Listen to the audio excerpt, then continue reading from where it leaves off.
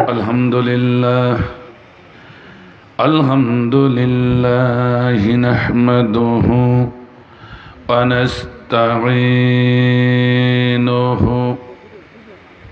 व नस्तगफिरुहु व नु'मिनु बिहि व नतवक्कलु अलैहि व नऊज़ु बिल्लाहि मिन शुरूरि अंफुसिना वमिन सय्यिआति अअमालिना मन यहदिल्लाहु फला मुदिल्ल लहु व मन युद्लिलहु फला हादिय लहु व नशहदु अन्ना सय्यदना व सनदना व मौलाना मुहम्मदन अब्दुहु रसूलुहु अल्लज़ी अरसलहु बिल्हक़्क़ि बशीरन व नज़ीरन व दाइयन इलल्लाहि बिइज़्निहि व सिराजम मुनीरा। सकलेई प्राण खुले एकसंगे तेलावत करी आऊज़ु बिल्लाहि मिनश शैतानिर रजीम बिस्मिल्लाहिर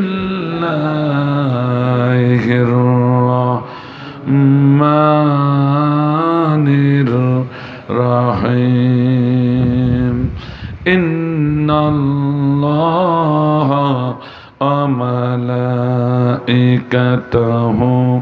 युसल्लूना अलन नबी या अय्युहल्लज़ीना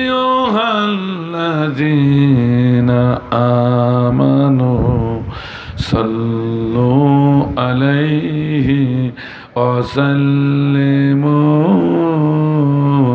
तस्लीमा। अल्लाहुम्मा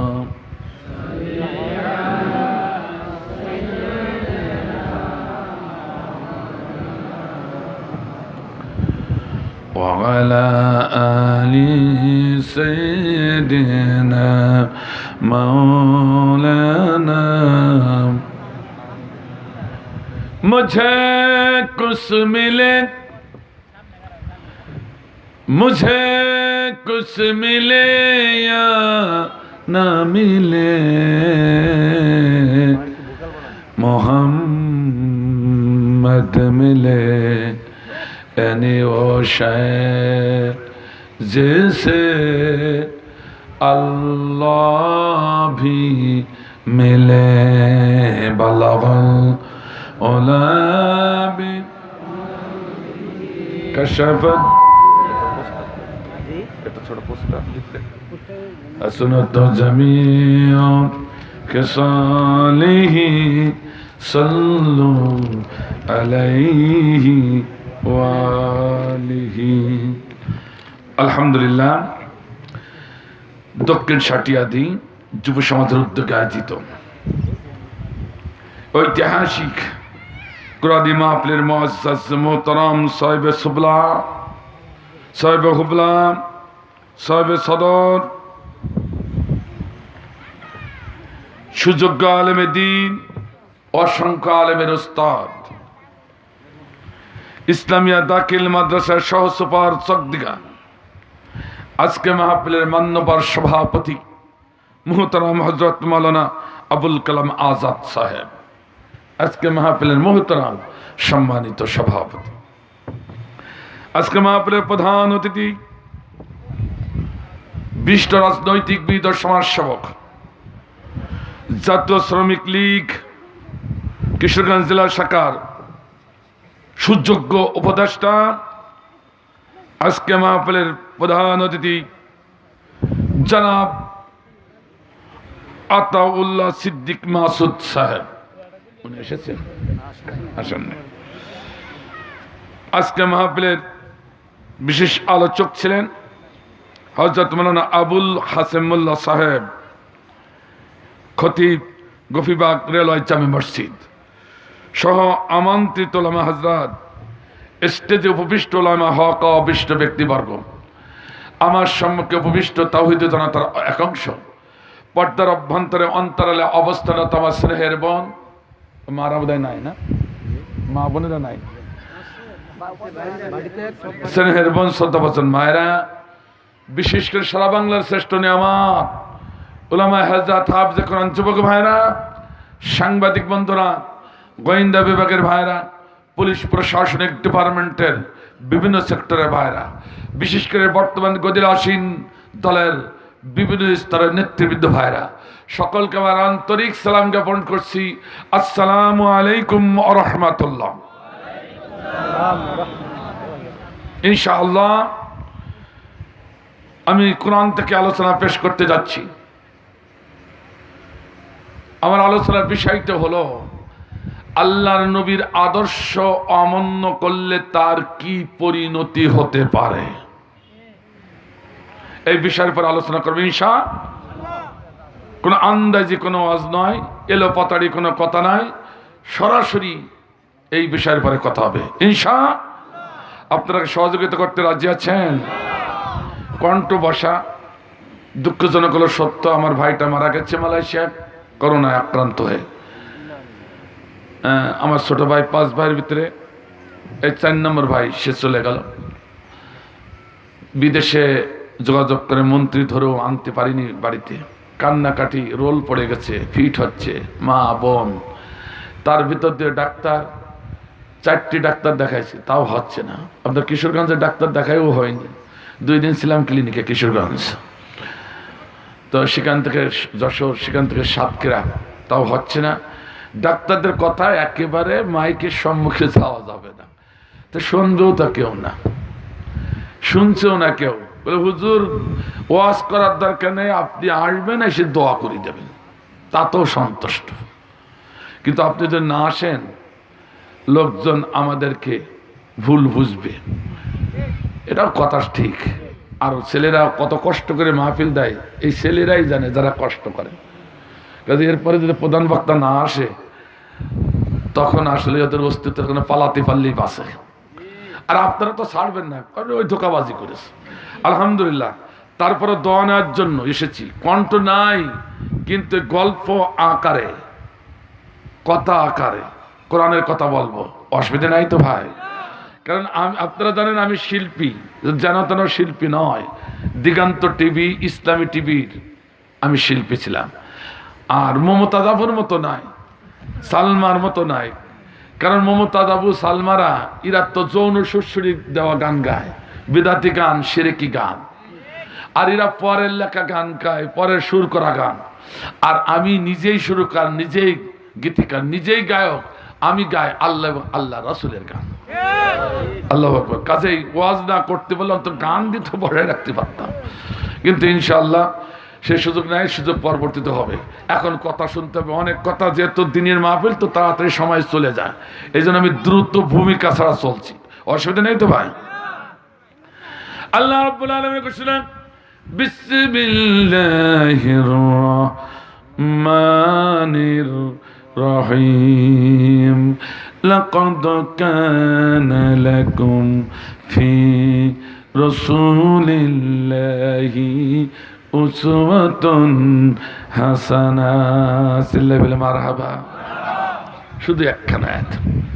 হুজুর এ তো আমরা জানি, আমাদের খতিব সাহেবের মুখে কত শুনেছি, ইমাম সাহেবের মুখে কত শুনলাম, এর অর্থও জানি।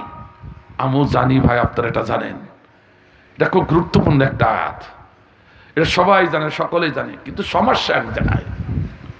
আমার ভাই জান, এই আয়াতের লুগাতি অর্থ আমরা সবাই জানি, কিন্তু শিক্ষামূলক একটা অর্থ আছে, সে অর্থটা আমরা অধিকাংশ খতিবরা করতে চাই না, সমাজের বুকে মায়ের খাওয়ার ভয়।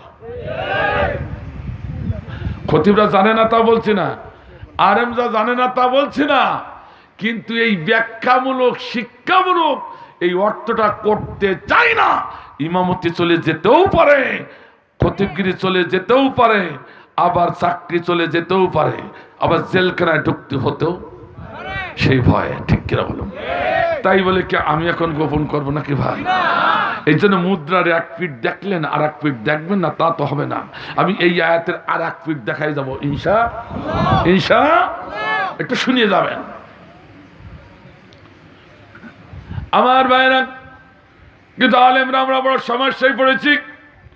মসজিদে গেলে মসজিদের কমিটি বলে এই খতিব সাহেব খুতবাটা কিন্তু এইরকম হবে, এইরকম খুতবা দিও না। তবে আপনাদের এলাকায় নাও থাকতে পারে, আমি কি ভুল বলছি? কোরআনের মাহফিলে গেলে নেতারা বলে বক্তা সাহেব আলোচনাটা এমন হবে, এইরকম করেন না।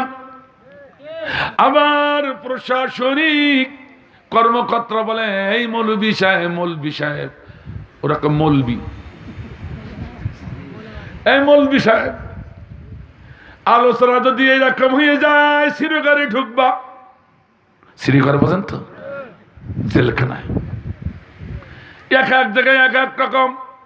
আবার দেখি সার্বভৌম ক্ষমতার মালিক, সমস্ত ক্ষমতার মালিক আমার আল্লাহ যিনি মাতার পরে আছেন, তিনি ডেকে বলছেন বক্তারে সাবধান হয়ে যা, যদি আমার কোরআনের হক কথা গোপন করিস তাহলে তক্তা করে ছাড়ব। এখন যাব কোন দিকে, কোন দিকে যাব? আমার ভাইজান ও খতিব ভাইরা কেন বুঝতে চান না?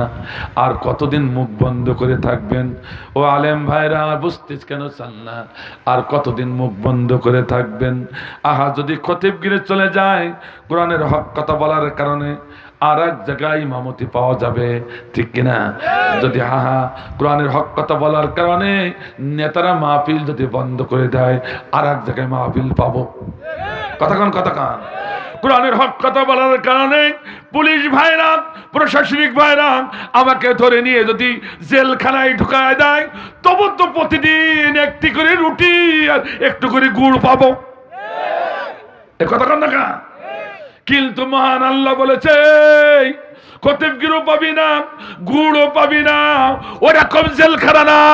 আমি আল্লাহ আমার হুকুম যদি ডিনাই করে, যদি কোরআনের হক কথা গোপন করে মিষ্টি মিষ্টি ওয়াজ করে করে নেতাদের সন্তুষ্ট করে ওখান থেকে টাকা নিয়ে খাস, আমি আল্লাহ তোর শ্রীঘর জাহান্নামে ঢুকাবো। কোনোদিন রুটিও পাবি না, গুড়ও পাবি না, ঠিক না?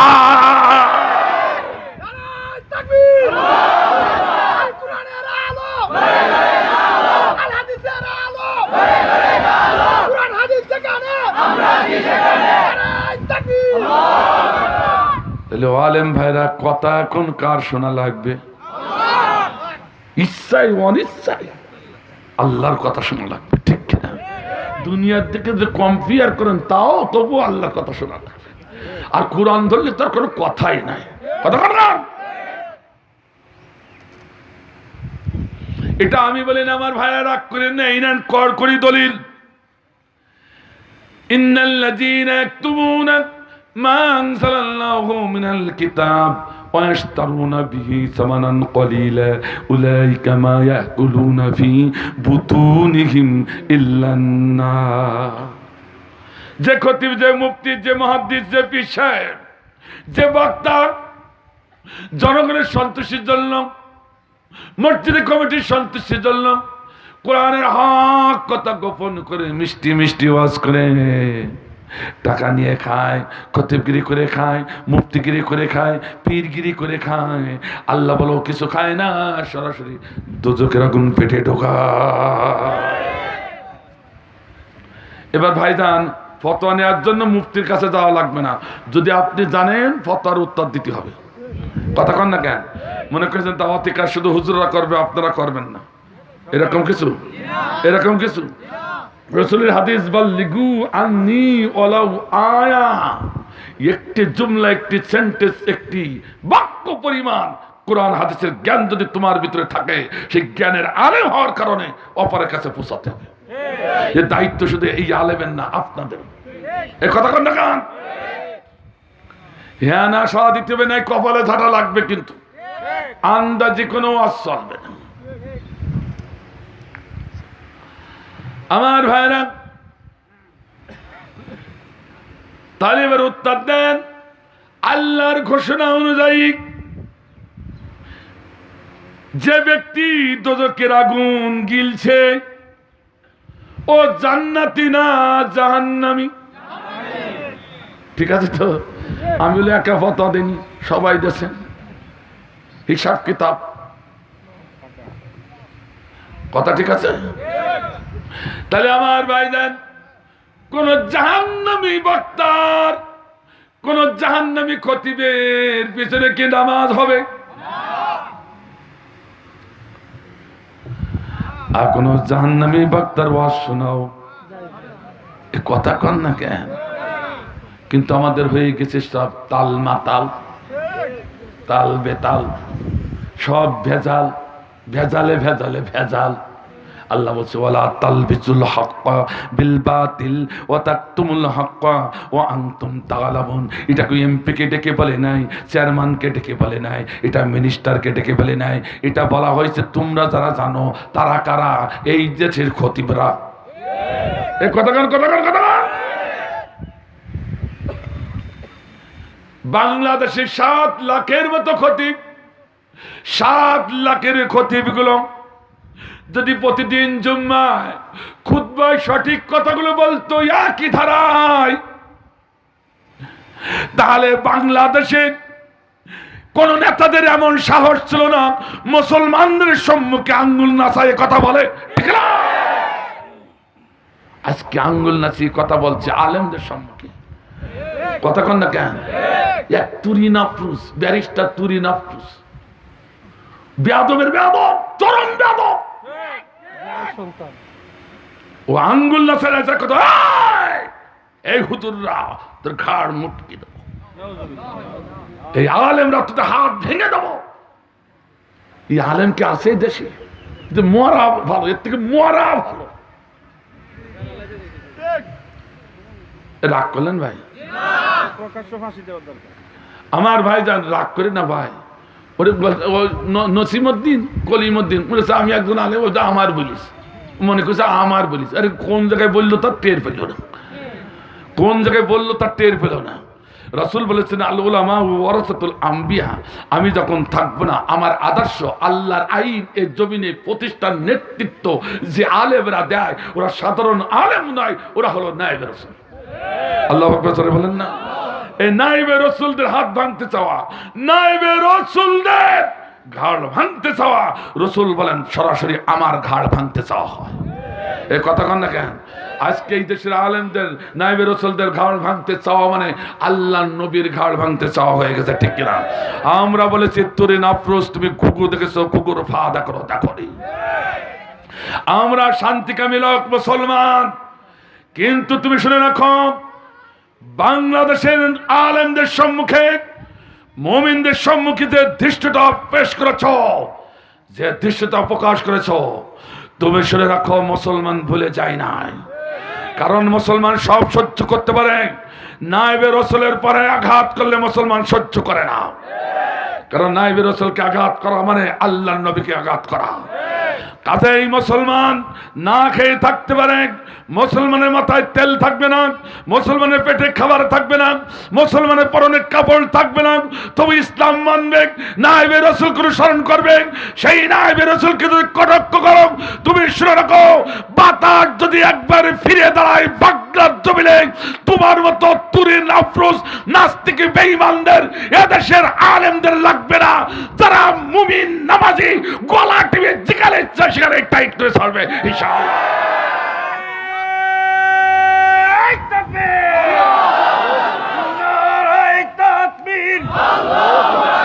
আল কোরআনের আলো, আল হাদিসের আলো, দুনিয়ার মুসলিম ইসলামের শত্রুরা নারে তাকবীর। এবার কিছু লোক উঠবে না, কিন্তু কিছু লোক উঠে যাবে, ধরে রাখতে পারবো না। এমন কথা বলছে না, আমি বলিনি, বলিস আল্লাহ। কে বলেছে? সূরা কসাস। আমি বিস্তারিত ব্যাখ্যা করতে পারবো না। সূরা কসাসের 3 নম্বর আয়াত আজ বাড়ি যেই খুলে থাকবেন। আল্লাহ বলছেন নবী গো, যখন তোমাদের হক কথা, তোমাদের হক ঘটনা, কোরআনে হক শিক্ষামূলক ঘটনা কথাগুলো যখন উপস্থাপন করা হবে, লিকাউমি ইউমিনুন, যারা ইমানদার, যারা মুমিন, যারা নায়েবে রাসূলের পক্ষে, তাদের ইমানের কুয়াত বাড়বে, মাটি কামড়ায় বসবে। আর যেগুলো মুনাফিক, বেঈমান, ফাসিক, আবু জাহেলের নাতিপুতি, ওগুলো উঠিয়ে ফাটিয়ে দৌড় মারবে। কথা কে বলেছে? তো দেখেন আজকে কোনটা ওঠে, যেটা উঠবে বুঝতে ধরা করিস। আমি বলিনি, কে বলেছে? ইল্লা জরুরাতান, শরীয়তে জরুরত যারা আছে, পোশাক পায়খানা আদার্স, অথবা রাজনৈতিক নেতৃবৃন্দ, তাদের কথা আলাদা। কিন্তু কোরআন যারা শুনতে এসেছে দূর দূরান্ত থেকে, হেঁটে, সাইকেলে, আহা 1 ঘন্টা কোরআন শুনতে গেলে তোমার গায়ে এত জ্বালা ধরে কেন? কথা কন না কেন? এত পোশাক, এত পায়খানা, অথচ মমতাজের প্যান্ডেলে, অথচ সালমার প্যান্ডেলে ক্যাটরিনা কাইফের ড্যান্স যখন শুরু হয়, ওদের চোখে ঘুমও নাই, পায়খানাও বন্ধ, পোশাকও বন্ধ। আর কোরআনের মাহফিলে আসলে বড় বেয়ারামে ধরে, পাক্কা শয়তান ছাড়া আর কিছু না। দেখবেন কোনটা হতে আজকে।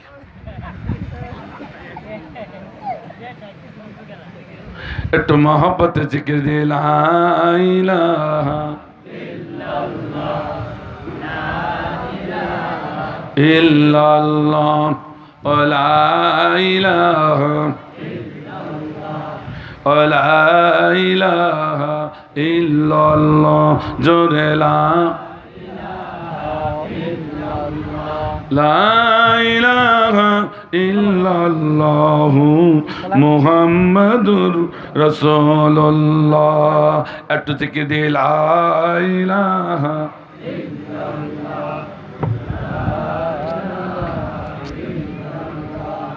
একটু গুড় কম দাও, এসব তো গুড় দেওয়া মনে আছে।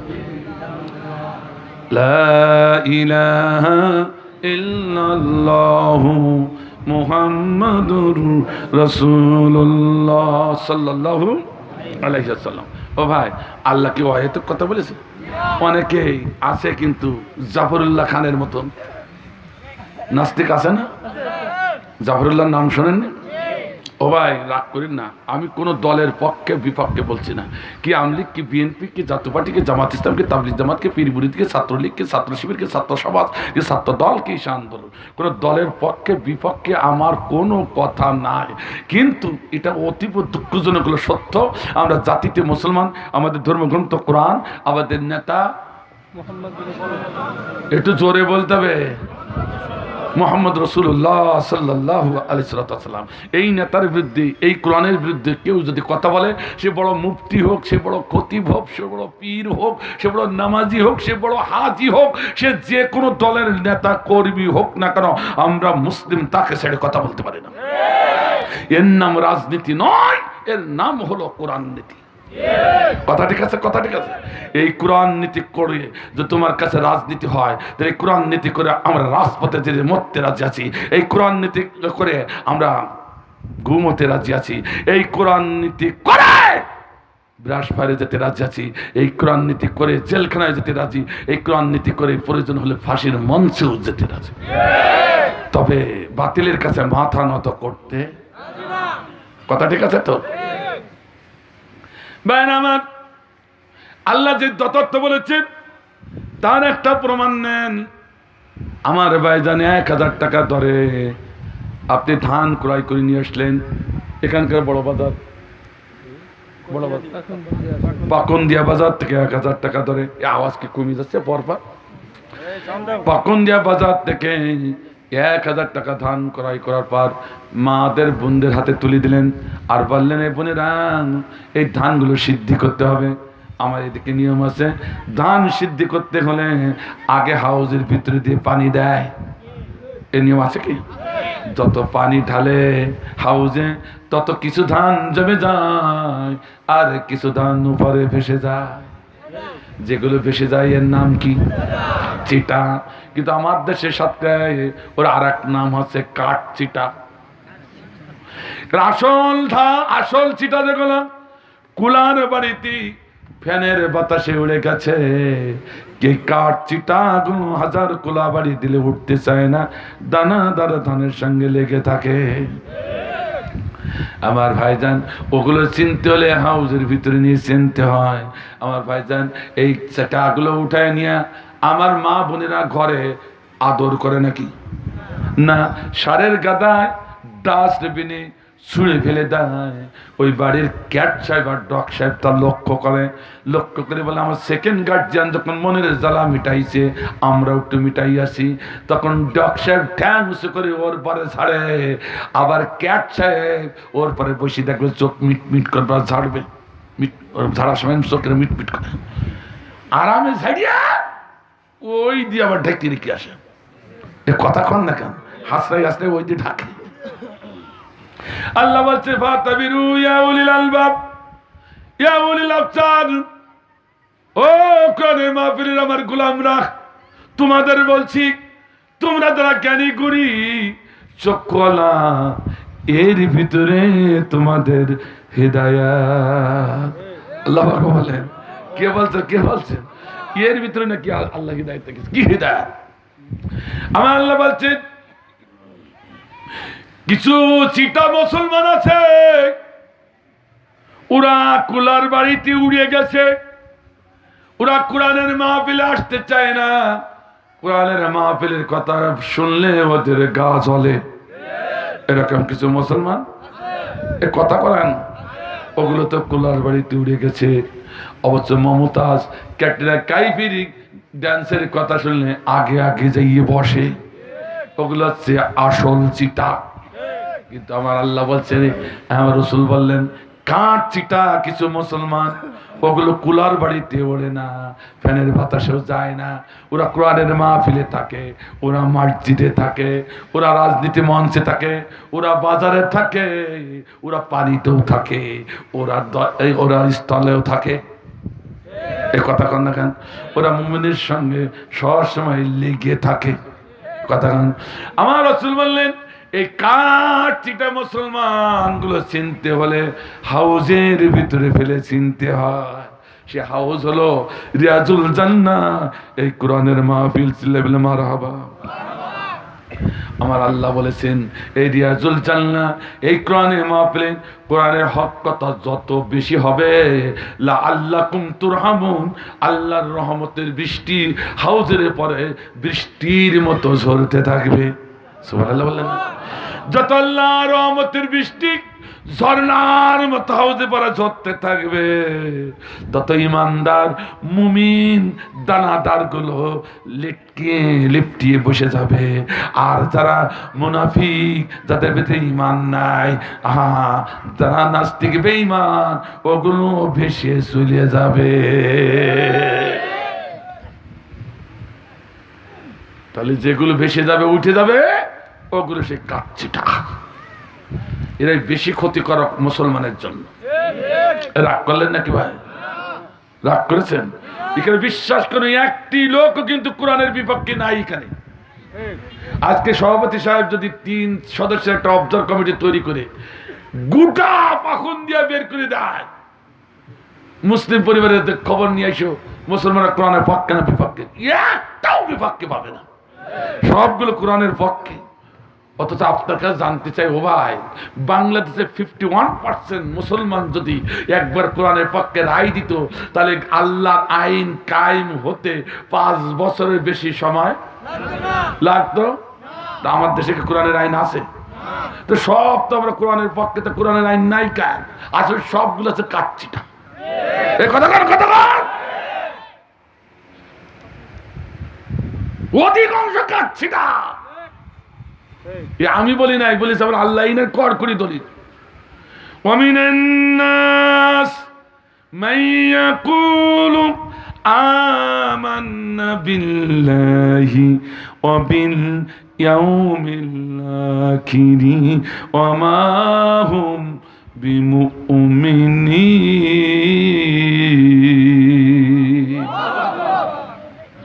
নবী কি বলেন? নবী রে, তোমার পাশে যারা এসে বসে আছে সব তোমার দলের লোক বলছে মুমিন, ওর ভিতরে অধিকাংশ বেঈমান। কে বলছে? আরে জোরে বলেন না, কে বলছে? তাহলে নবীর সময় যদি এই থাকে, তাহলে আমাদের সময় কি অবস্থা? আমরা তো বুঝিয়ে ফেলাইছি। বেঈমান যদি না হবে, ওরে তাহলে কোরআনের আইন কায়েম নেই কেন? তোমার ভোটটা গেল কোন জায়গায়? এ কথা কর। একটু অপেক্ষা করেন, সব বাছাই হবে না। বাছাই করতে করতে যদি কম বলি, না থাকলে আমার করার কিছু নেই। রাগ করতেছে নাকি? মানে আমি সহ, আমরা আপনার বাদ দিন, আমি সহ। অসুবিধা আছে ভাই? ভাইরা আমার, লাকাদ কানা লাকুম ফি রাসূলিল্লাহি উসওয়াতুন হাসানাহ, লামে তাকিদ কতে তাকিদ, অবশ্যই অবশ্যই অনুকরণীয় অনুসরণীয় আদর্শ আমার নবীর আদর্শ। এইটুকু অর্থ বলি আমরা ইমামরা ক্ষান্ত, আর কিছু নেই। কি যে অর্থ শিখেছি গো, এইটুকু বলি ক্ষান্ত, আর কিছু নাই। রাগ করলেন নাকি ভাই? কিন্তু আমার ভাইরা, আমার একেবারে নাক শিক্ষায় চলে যায় না, যারা শিক্ষা শিক্ষিত ভাইরা। আমি শুধু মাদ্রাসে পড়া হুজুর না, ইউনিভার্সিটির বুক থেকে, রাজশাহী ইউনিভার্সিটির বুক থেকে এক নাই দুই নাই তিন কান মাস্টার ডিগ্রি নেওয়ার পরে কথা বলছি। শুধু নাক শিক্ষায় চলে যাইও না আমার ভাইরা। এই পর্যন্ত 21 খান তাফসীর গবেষণা করতে যাই আমি যা পেয়েছি আমার ভাইজান, আহা কি পেয়েছেন, এর একটা শিক্ষামূলক অর্থ আছে। সে কথাটা আমরা বলতে চাই না। যেই না রবিউল আউয়াল মাস আছে, অমনি আমরা হুজুররা, আমরা খতিবরা মসজিদের ভিতরে মুসলমান ঢুকাইয়া কি যে নবীর জীবনী আলোচনা, মনে হয় চানাচুর ভাজা খাচ্ছি, চোখের পানি নাকের ফুটাইয়া খুইয়ে যায়, আর জিলাপিগুলো খাইয়ে শেষ করিয়ে দেয়। রবিউল মাসও শেষ, নবীর জীবনীও শেষ। আমি বলছি না যে ঈদে মিলাদুন্নবী পালন করা যাবে না, তা আমি বলছি না। যে কি হইলটা কি? এ আলেম ভাইরা, এই আয়াতের আর একখান শিক্ষামূলক অর্থ, সেটা হলো আমার আল্লাহ বলছেন, এহকালে যদি তুমি কল্যাণ চাও, পরকালে যদি নাজাত চাও, জান্নাত পেতে চাও, দোজখ থেকে মুক্তি পেতে চাও, আমার নবীর জীবন থেকে শিক্ষা নিয়ে নাও। আল্লাহ বলে সে জায়গায় আমরা নেই, সে জায়গায় নেই, নবীর জীবন থেকে শিক্ষা জায়গায় নেই। রাগ পারলে নাকি ভাই? হ্যাঁ, যেমন আমার ভাইজান আজকে ফিরাই এই যে স্লোগান হচ্ছে, অমুকের চরিত্র ফুলের মতো পবিত্র, অমুকের মার্কা বদনা মার্কা। সেই যাও নেতার, যে নেতাকে ভালোবাসেন সে নেতাকে জিতাবেন, এটা ঠিক আছে, কিন্তু উমুকের চরিত্র ফুলের মতো পবিত্র, এ কথা যদি বলেন আপনি মুসলিম হয়ে নামাজ পড়ার দরকার নেই, শেষ, একেবারে শেষ। বলে হুজুরি আবার কেমন কথা, শুনে যান। ওয়া ইন্নাকা লাআলা খুলুকিন আযীম। আল্লাহ বল, এক মহান চরিত্র অধিকারী, ফুলের মতো পবিত্র চরিত্রের অধিকারী আমি আল্লাহ আমার নবী বিশ্ব নবী মুহাম্মদকে করে পাঠাইছি। আল্লাহু আকবার। শোনাকা আরো জোরে কোন। তাহলে যদি মুখের চরিত্র ফুলের মতো পবিত্র, তাহলে আল্লাহর কোরআনের একটা আয়াত অস্বীকার হয়ে যাবে। তা আল্লাহ কোরআনের একটা আয়াত অস্বীকার তো দূরের কথা, যে জবান নুক্তা যদি কেউ অস্বীকার করে ওকে আর মুসলমান তো সরাসরি কাফের। তা নামাজ পড়ি কি হবে? নামাজ পড়ি সরাসরি কাফের। মুরব্বী চিন্তা করছে হচ্ছে ডাকি, আমার মুরব্বী চিন্তা সারা জীবন কি শুনলাম, আমার হইল ডাকি। আল্লাহ খুব খেয়াল করে শুনছে, আল্লাহ তার বরকত দান করুক শোনার ভিতরে। খুব খেয়াল করে শুনছে, আমি দেখছি মনোনিবেশ করে হইল কি, হচ্ছে কি, হবে কি। আমরা তো এত কিছু বয়স আছে, উনি সেই চিন্তা করছে, আমি তো গেলাম আর কি। আমার ভাইজান, এটা হলো নবীর জীবনী শিক্ষা, ঠিক না? ঠিক না আমার ভাইজান? একটুখানি বলি, এই যে কথাটা না বললে আজকে আলোচনা হওয়া কাদায় হবে না। সেটা কি, আল্লাহ নবীকে উঠে পড়ে লেগেছে গোটা বিশ্বের নাস্তিক বেঈমান আল্লাহ নবীকে ব্যঙ্গ করার জন্য, আল্লাহ নবীকে খাটো করার জন্য, আল্লাহ নবীকে নোংরা করার জন্য গোটা বিশ্বের বেঈমান লেগেছে, বাংলাদেশ লাগে নাই। ওরে বাবা, জাফরুল্লাহ চৌধুরী বড় বুদ্ধিজীবী। হুইল চেয়ারে যে ঘুরছিল, হুইল চেয়ারে, কি চেয়ারে, হুইল চেয়ারে, ওর পিছনে হাজার হাজার লাখে লাখ, নেই কোনো ফাঁক, লোক চলছে। ওরে ভাই, ওনার কাছে সাংবাদিকরা প্রশ্ন করলো, আপনারা দেখেছেন, যুবকরা দেখেছে, ওনার কাছে প্রশ্ন করলো যে আপনার সম্পর্কে ইনায়েতুল্লাহ আব্বাসী আর আপনি যে এই যে মত বিনিময় হলো, তাতে তো অনেকেই আপনাকে নাস্তিক বলে ঘোষণা করেছে, এ ব্যাপারে আপনার মত কি? তিনি বললেন, ও যে যা বলে বলুক গা, আমি যেটা বলেছি ওই মত আমি একমত। বুঝছি, তাহলে রসুলের বিবাহ সম্পর্কে বলছে, রসুলের বিবাহ সম্পর্কে একজন আলেম, একজন নবী হইয়ে তার এই কাজটা করা ঠিক হয়নি। সুবহানাল্লাহ বলো না, নাউজুবিল্লাহ বলো, একটু জোরে কন্যা খেয়াল, আরো জোরে, আরো জোরে, আরো জোরে। অনেক সর্বনাশ, এক খুঁটিয়ে বুদ্ধিজীবী ঠেলি উঠি বলেছে, হুজুর তো আল্লাহরে অস্বীকার করেনি, একটু নবীরে বলেছে, তো এইভাবে বলছেন। এই তুই কুরআনের কি বুঝিস? ওমা ইয়ান্তিকু আনিল হাওয়া ইন হুয়া ইল্লা ওয়াহয়ুন ইউহা। আল্লাহু আকবার। কার কথা এটা? আমার নবী ততক্ষণ কোনো কথা বলেন না, ততক্ষণ কোনো কাজ করেন না, যতক্ষণ আল্লাহ জিবরিল মারফতে নবীকে না জানান, ঠিক কিনা? নবী যে বিবাহগুলো করেছে কার অনুমতিতে? আরো জোরে বলুন, আরো জোরে বলুন। তাহলে তুমি জাফরুল্লাহ চৌধুরী বাংলাদেশের নাম করা শিক্ষিত হতে পারো, ডক্টরেট হতে পারো, আল্লাহকে, আল্লাহর নবীকে অস্বীকার করার কারণে তুমি নাস্তিক, নাস্তিক, নাস্তিক, তাতে কোনো সন্দেহ নাই।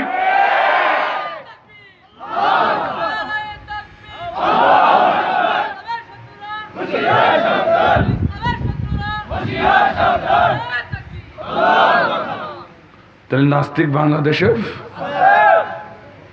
রাগ করলে নাকি ভাই? আমি কি কোনো দলের কথা বললাম? নাস্তিক কোনো দলের না, চোর কোনো দলের না, জঙ্গি কোনো দলের হতে পারে না। কাজে এদের বিরুদ্ধে কোরআনের কথা বলতেই হবে। ভাইরা আমার, আমি সেদিন ওই যে ফ্রান্সের মুখে আল্লাহ নবীর কটূক্তি করা হলো, ব্যঙ্গচিত্র প্রদর্শন করা হলো, কিন্তু আমরা অনেকেই ব্যঙ্গচিত্র প্রদর্শন করা হয়েছে, এটুকু শুনি সে কি হয়েছে তা জানি না। একটুখানি বলি দেবো নাকি বিরাকেটে? একটু বিরাকেটে বলি দিই, সাধারণ মানুষ জানে না তো, একটু না বললে বলা যায় না, এই বাসা দেওয়া যাচ্ছে না, তবু একটু বলিয়ে যায়, কি করবো ভাই। ব্যঙ্গচিত্র, নবীর 11 জন স্ত্রী, আহা, নবী নাকি যৌন সুরসুরি খুব বেশি ছিল, নাউজুবিল্লাহ মিন যালিক। তাই যখন যেটা পেত তখন সেটা ধরতো। নাউজুবিল্লাহ জোরে বলবেন না, আরো জোরে। নবী পর্যন্ত যার দরকার নাই, আমার দেশে থাকুন, বিশ্বনন্দিত আলেম, কোরআনের পাখি, উনি নেই, যখন যেটা রাস্তায় পেত সেটা ধরতো। নাউজুবিল্লাহ জোরে বললেন না? মুসলমান যদি বাবার বেটা হন, মুসলমান, বাবার কোনো দলদারির কথা বলছে না, মুসলমানের কথা বলছি, যদি বাবার বেটা হন, একজন দাঁড়িয়ে বলেন, বিশ্বনন্দিত আলেমে কোরআনের পাখি অমুক জায়গায় 50 বছর দাওয়াতি কাজে অমুক জায়গায় একজন হিন্দু মহিলা ধরে বাগানে টেনে নিয়ে গেছে, এরকম কোনো প্রমাণ আছে? আর কথা কর না কেন? তিনি নাকি বুড়িটা শাড়ি নাই, মধ্যমটা শাড়ি নাই, যুবতী শাড়ি নাই, তরুণ শাড়ি নাই, শিশু শাড়ি নাই, যখন যেটা হয়েছে হিন্দু, বৌদ্ধ, খ্রিস্টান, মুসলিম, যেটা যখন রাস্তায় ফাঁকা পাইছে ধরিয়ে বাগানে নিয়ে গেছে। শুনতে বড় কষ্ট লাগে। আর সেই সময় আলেমরা তোমরা বসে থাকলে, এত বড় একজন আলেমের বিরুদ্ধে কথা বলে, আর একবার প্রতিবাদ করো না, মসজিদে খুতবা দিয়ে দিয়ে মুরগির রানগুলো খেয়ে শেষ করে দিলে। এরকম খতিব আছে কিনা? আল্লাহর কসম দিয়ে বলছি, লিখে নেন, বিশ্ব নন্দিত আলেমের পক্ষে যে খতিব কথা বলে না, যে খতিব এই আলেমের বিপক্ষে, ওর পিছনে কোন মুমিনের ইক্তেদা করা যায় হবে না, হবে না, হবে না। এটা মুসলমানই না।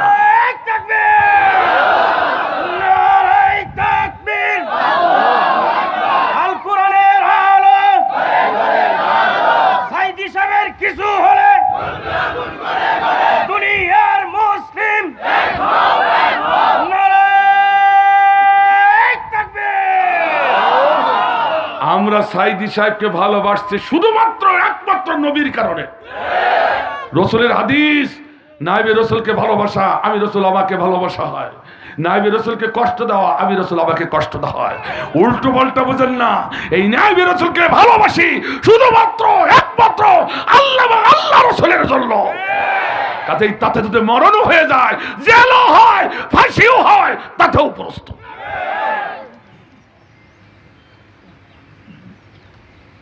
অসুবিধা আছে? কণ্ঠ নেই, এইভাবে চলবে। আমার কথা কি বোঝা যাচ্ছে ভাই? মসজিদে ঢুকলাম, দেখি অনেকগুলো মুসাল্লি, অনেকগুলো আলেম, খতিবকে ডেকে বলছে, হুজুর শুনেছেন? তা কি? এই ফ্রান্সে আল্লাহ নবীকে এইভাবে বলেছে, ও না এই কাজ করতো। কথাটা আর একটু ব্র্যাকেটে বলিনি, নাইলে হবে। আল্লাহ নবী চলচ্চিত্র বের করেছিল, চলচ্চিত্রটা বন্ধ করে দেওয়া হয়েছে।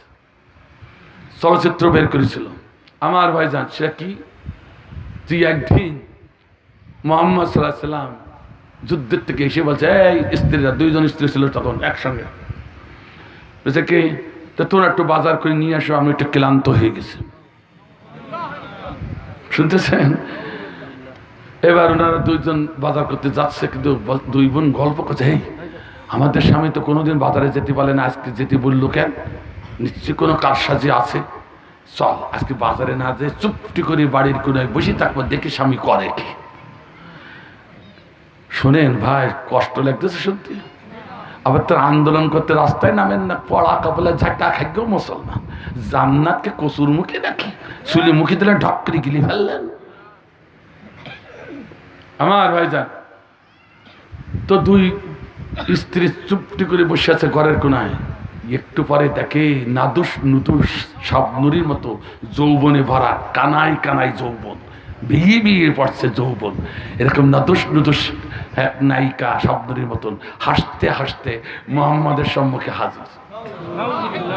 মোহাম্মদ এই স্বপ্নুরির মতো নায়িকা নিয়ে পেয়ে ফাঁকা পেয়ে একা পেয়ে নাসিরের মতন গোল দিয়েছে। একেবারে জড়াই ধরিয়ে ফুর্তি করা শুরু করেছে।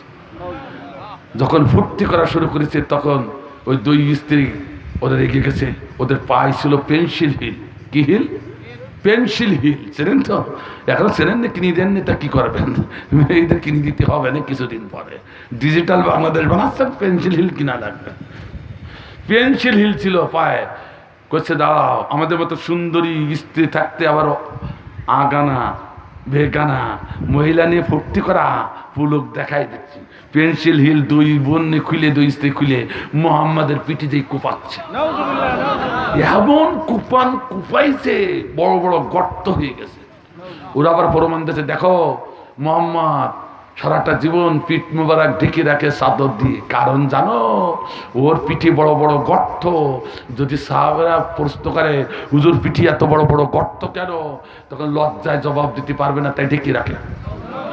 নাউজুবিল্লাহ। অথচ আলেমরা জানেন, আল্লাহ নবীর পিঠে ছিল মোহরে নবুয়াত, কালেমা খচিত লা ইলাহা ইল্লাল্লাহু মুহাম্মাদুর রাসূলুল্লাহ। এটা সম্মান করে এটা ঢেকে রাখতেন। আল্লাহু আকবার। আর ওরা বললো জুতো দিয়ে কষিয়েছে। এ কি মানা যায় বলেন? একে মানা যায়? এই সেই ব্যঙ্গচিত্র, একে বলাই ব্যঙ্গচিত্র। এই প্রদর্শন করছে আল্লাহ নবীর নামে।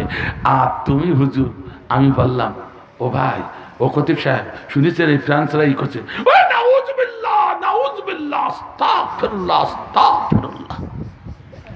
এই বলিছে। আমি বলছি, আলেমরা মুমিনরা সব রাস্তায় নেমে গেছে, চলে একটু প্রতিবাদ করি। ওরে বাবা রে বাবা, বাবা, আমি কোনো দালদারি করি না, আমি ভালো মানুষ। এ কথা কন না কেন? এ কথা বলেন না কেন? আমি কোনো দলদারি করি না। তওবা তওবা তওবা, আস্তাগফিরুল্লাহ, আমি ভালো মানুষ। কত বড় শয়তান! এবার কোন, আমি বলবো না আল্লাহ বলবে? এ রাগ করছেন কেন? আমি তো শুনি অবাক হয়ে গেলাম। দলদারি করি না, আমি কোনো দলদারি। ওই বলা হচ্ছে নবীর জন্য তুমি রাস্তায় নামতে, আমি দলদারি করি না, পাক্কা শয়তান। আমি বলবো না, বলবে কে? আমার ভাইজান, এই নেন সূরা নিসার 150 নম্বর আয়াত ওয়ায়াকুলুনা নুমিনু বিবাদ আনাকফুরু বিবাদ ইউরিদুনা আইয়াত্তাখিযু বাইনা যালিকা সাবিলা উলাইকা হুমুল কাফিরুনা হাক্কা وَأَعْتَدْنَا لِلْكَافِرِينَ عَذَابًا مُهِينًا বাংলা কি বলবো? মানতে রাজি আছেন? আরবি বললে সবাই মেনে নিচ্ছি, বাংলা বললে অনেকে মানতে চায় না। আমার আল্লাহ বলেন যারা কোরআনের কিছু ফরজ মানলো আর কিছু ফরজ বাদ দিল, ওরা কোরআনের পক্ষেও না শয়তানের পক্ষেও, ওরা মাঝামাঝি একটা রাস্তা তৈরি করতে চায়। ইউরিদুনা ইয়াত্তাখিযু বাইনা যালিকা সাবিলা, ওরা মাঝামাঝি একটা রাস্তা তৈরি করতে চায়। অর্থাৎ সুবিধাবাদ জিন্দাবাদ, আমি কোনো দলদারি করি না, আমি ভালো মানুষ। এ কথাখান আমি বলছি না আল্লাহ বলছে? কে বলছে কথাটা? আল্লাহ বলছে করি না, আমি ভালো মানুষ, আমি নিরপেক্ষ। ওরা কারা শুনিয়ে মরো। উলাইকা হুমুল কাফিরুন হাক্কা, উলাইকা মানে ওরা, কাফিরুন মানে কাফের, হাক্কা মানে খাঁটি নির্ভেজাল সলিড হাক্কানি কাফের। কে বললো? কত দিল কে? রাগ করতেছেন কেন আমার পারে? রাগ করে লাভ নেই, কোরআন যেভাবে আছে ওইভাবে বলবো। একটু রাগ হইল নাকি ভাই? হ্যাঁ, আন্দোলনের কথা বললে যারা মাঠে নামতে চায় না ওরা কারা? আর একটু করে বলি দিই, বলি দেবো নাকি? এবার কড়কড়ি হাদিস দিয়ে, ঠিক কিনা? কোরআন তো দিলাম। ও আমার ভাইজান রাগ করেন না, একটুখানি শুনে নেন। তবে একটা পরিসংখ্যান নিয়ে যান, কোরআনে যত ফরজ আছে সমস্ত ফরজ সম্পর্কে আল্লাহর অর্ডারই আয়াতের সংখ্যা হলো 500। আর একখান ফরজ, যে জমিনে আল্লাহর আইন এখনো কায়েম হয় নাই সেই জমিনে আল্লাহর আইন কায়েমের আন্দোলন করা, এটা নফল। মাশাআল্লাহ, এই তো আমার শ্রোতারা তো ভালো জানে এটা ফরজ। বাংলাদেশের আলেমদের কথা না, গোটা বিশ্বের আলেমে একমত যে জমিনে এখন আল্লাহর আইন কায়েম হয় নাই সে জমিনে আল্লাহর আইন কায়েম করার আন্দোলন করা এটা ফরজ। এই একখান ফরজ, এই একখান ফরজ সম্পর্কে আল্লাহর অর্ডারই আয়াতের সংখ্যা হলো 627। সুবহানাল্লাহ বললেন? এখনো বুঝতে পারেন? বাঙালি তো বেশি হলি বোঝে না, কম পড়লি বোঝে। কথা কন না কেন? সমস্ত ফরজ সম্পর্কে অর্ডারি আয়াতের সংখ্যা 500, আর একখান ফরজ সম্পর্কে আল্লাহর অর্ডারি আয়াত 627। অর্থাৎ আল্লাহ বুঝাইতে চাইছেন, এ গোলামেরা, সকল ফরজের বাবার বাবার বাবার বাবা যে জমিনে আল্লাহর আইন কায়েম হয় নাই সে জমিনে আল্লাহর আইন কায়েমের আন্দোলন করা। কথা কার? আরো জোরে কান, আরো জোরে কান। এই একখান ফরজ যদি কেউ না মানে তার কোন ইবাদত আল্লাহর দরবারে কবুল হবে না। ওয়াইন সামা ওয়া সাল্লা ওয়া জামা আন্নাকু মুসলিম ফাওয়া যুশা জাহান্নাম আও কামা ক্বালা রাসূলুল্লাহ সাল্লাল্লাহু আলাইহি ওয়াসাল্লাম। ও যদি নামাজি হয়, ও যদি রোজাদার হয়, ও যদি হাজী হয়, ও যদি কুতুব হয়, ও যদি মুফতি হয়, ও যদি মহা আমলদারি হয়, বিশ্বের কাছে বড় মুসলমান বলে দাবি করে, তবু যদি আল্লাহ জমিনে আল্লাহ দিন কায়েমের পক্ষে না থাকে, সমর্থন না থাকে, ওটা জাহান্নামী। জাহান্নামী রাসূল বলছে না না না না, হইল না, হইল না, শুধু জাহান্নামী বললে হবে না, জাহান্নামের লাকড়ি। এবার পারলে শুই পড়ি হিসাব করেন, এর বুকে হাত দিয়ে দেখেন আল্লাহর কোরআনের আইন প্রতিষ্ঠা কারা পক্ষে আছে। যারা পক্ষে আছেন আলহামদুলিল্লাহ, আলহামদুলিল্লাহ বলেন। আর যারা পক্ষে নেই, এই এক করে তওবা করেন, এক করে তওবা করেন। কোন নামাজ, কোন রোজা, কোন হজ, কোন ইবাদত আল্লাহ তাআলা কবুল হবে না, হবে না, হবে না। একটু রাগ করলেন? রাগ যদি করি থাকেন তাহলে আরেকখান কর করি হাদিস নিয়ে দেই কোন জায়গায় যান। অসুবিধা নেই তো ভাই? হাদিস আর কোরআন বলছে তা তোমার গা জ্বলছে কেন? শুনিয়ে মরো। ওয়ান জাবির রাদিয়াল্লাহু তাআলা ওয়ান কানা রাসূলুল্লাহ সাল্লাল্লাহু আলাইহি ওয়াসাল্লাম أوحى الله عز وجل إلى جبريل عليه الصلاة والسلام أن اقلب مدينة كذا وكذا بحالها قال يا ربي إن عبدا فلانا لم يسك طرفة عين فقال الله تعالى أقلبها عليهم فإن وجهه لم أتمر في ساعة قط حديث صحيح لا شك فيه সিল্লাই বলি মারহাবা আর ধরেন মারহাবা এইবার ভালো করে কানটা খাড়া করে শোনেন আমি বলছি না রাসূল বলছে আরবি বললাম ট্রান্সলেট শোনেন আল্লাহ রাব্বুল আলামিন জাবির থেকে বর্ণিত জিবরিল ফেরেশতার কাছে ওহী নাযিল করে বললেন জিবরিল রে যা অমুক অমুক শহরে নেমে যা কারণ ওরা বড় বাড়াবাড়ি করেছে আমি আল্লাহ আমার আইন বাদ দিয়া আমার নবীর আদর্শ বাদ দিয়া বড় বাড়াবাড়ি শুরু করিয়েছে আমার দেশে কি আইন আছে নবীর আদর্শ আসতে কান তাহলে তো সেদিনকে মতো আমরাও বাড়াবাড়ি শুরু করেছি ঠিক কিনা এই কথা কন না কেন বাড়াবাড়ি শুরু করেছে আল্লাহ সব সহ্য করতে পারে কিন্তু শিরিক আল্লাহ সহ্য করতে পারে না এই কথা কন আর আল্লাহর হুকুম স্বেচ্ছায় বাদ দেয়া মানব রয়েছে তো আইনের কাছে মাথা নত করা এটা হলো শিরকে আকবার ঠিক আছে সব হতে যায় শিরক বড় শিরিক জানতারও শিরিক না কি শিরিক বড় শিরিক করলে আল্লাহকে সহ্য করবে তাই তো আল্লাহ জিবরিলকে বলল জিবরিল নেমে যা ওরা বড় বাড়াবাড়ি শুরু করেছে তো কি করবি যেই জমিটা উল্টায় মাথার পরে ফেলে মাইরি সব শেষ করে দিয়ে আমি আর সহ্য করতে পারছি না জিবরিল নেমে গেল আসি দেখে আপনার এই মসজিদে ঢুকি দেখে মসজিদে কোনায় একজন গোলামের বাচ্চা গোলাম 60 বছরের এক গোলাম সে একেবারে তাসবিহ করছে জিকির করছে আরে বাবা কি আল্লাহ আল্লাহ কি মুত্তাকি ফরেজগার দেখলে মনে হয় জান্নাত থেকে কেবল পালাই চলে এসেছে বুজুর্গ হয় তো ঠিক বলেছে বিশাল বুজুর্গ জিবরিল মৌজা খতিয়ান হাল দাগ সবের দাগ ওই গোলামের সব বের করে সরাই ফেললো বোঝেন তো হাল দাগ সবের দাগ অর্থাৎ 60 বছরের জীবনে তন্ন তন্ন করে দেখে এক মুহূর্তের জন্য আল্লাহর সঙ্গে নাফরমানি এই গোলাম করে নাই জিবরিল তো হতবাক কনফিউশনে পড়ে গেল দ্বিধাদ্বন্দ্বে পড়ে গেল আল্লাহ গো এত বড় গোলামের মাথার উপরে জমিন উল্টায় মারবো কি করি জিবরিল উঠে গেল আল্লাহকে যেই বলছে ক্বালা ইয়া রাব্বি ইন্না আবদান ফুলানান লাম আসকা তারাফাত আইনিন আল্লাহ তুমি তো মারতে বললে তাই তোমার গোলামের বাচ্চা গোলাম এত বড় গোলামকে আমি মারবো কি করি যেমন আমরা অনেকে বলি তো ওরে আল্লাহ হুজুর বললো কি আমার এই খতিবেরকে বাদ দেবো কি করি যে এত বড় খতিব রুমাল দিয়ে ঘুরি বেড়ায় যা সকালে ডাবটা কেটে মুখে তুলে দেয় মুরগির রানটা ধরিয়ে হুজুর একটু খান এই কথা কন না কেন এত বড় খতিবের আমি কাফের কই কি কই এ কথা কন না কেন মাঝে মাঝে এরকম একটা কনফিউশন এসে যায় ঠিক কিনা উনি এত বড় বিশ্বের কাফের বলি কি কই এ কথা কন না কেন জিবরিল সেই কনফিউশনে পড়ে গেছে আল্লাহ রে এত বড় গোলামের মাথায় আমি জরুরি মারবো কি করি এটা তোমার গোলাম 60 বছরের জীবনে এক মুহূর্তের জন্য নাফরমানি করি নাই আল্লাহ বলে জিবরিল যা আগে নাম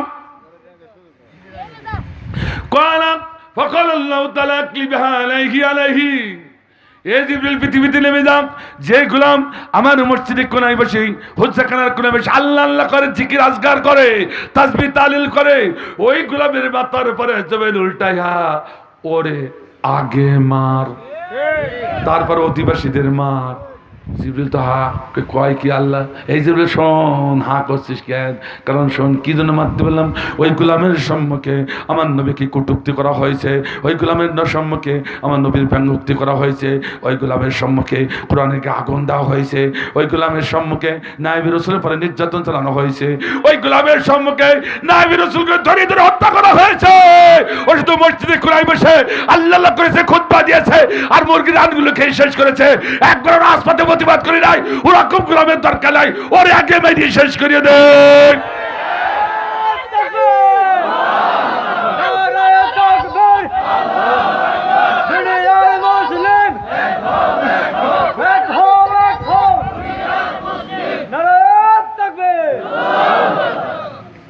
অসুবিধা আছে নাকি ভাই হাদিসও দিলাম, কোরআনও দিলাম, এখন কি করেন বিচার আপনাদের কাছে।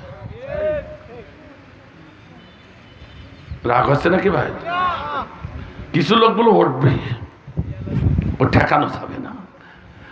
আমার ভাইজান, এই জন্য বলছি, ও খতিব ভাইরা, আল্লাহ নবীর ফিরাস ওই নাস্তিক বেঈমানরা কটূক্তি করেছে, বাংলাদেশে বসে চিল্লাই কি লাভ? ওরা বলছে, ও কথা তো একেবারে ঠিক বলেছে, 7 সমুদ্র 13 নদীর ওপারে আমাদের কথা কে যাবে? তো একেবারে খারাপ কথা বলি নাই, ঠিক কিনা?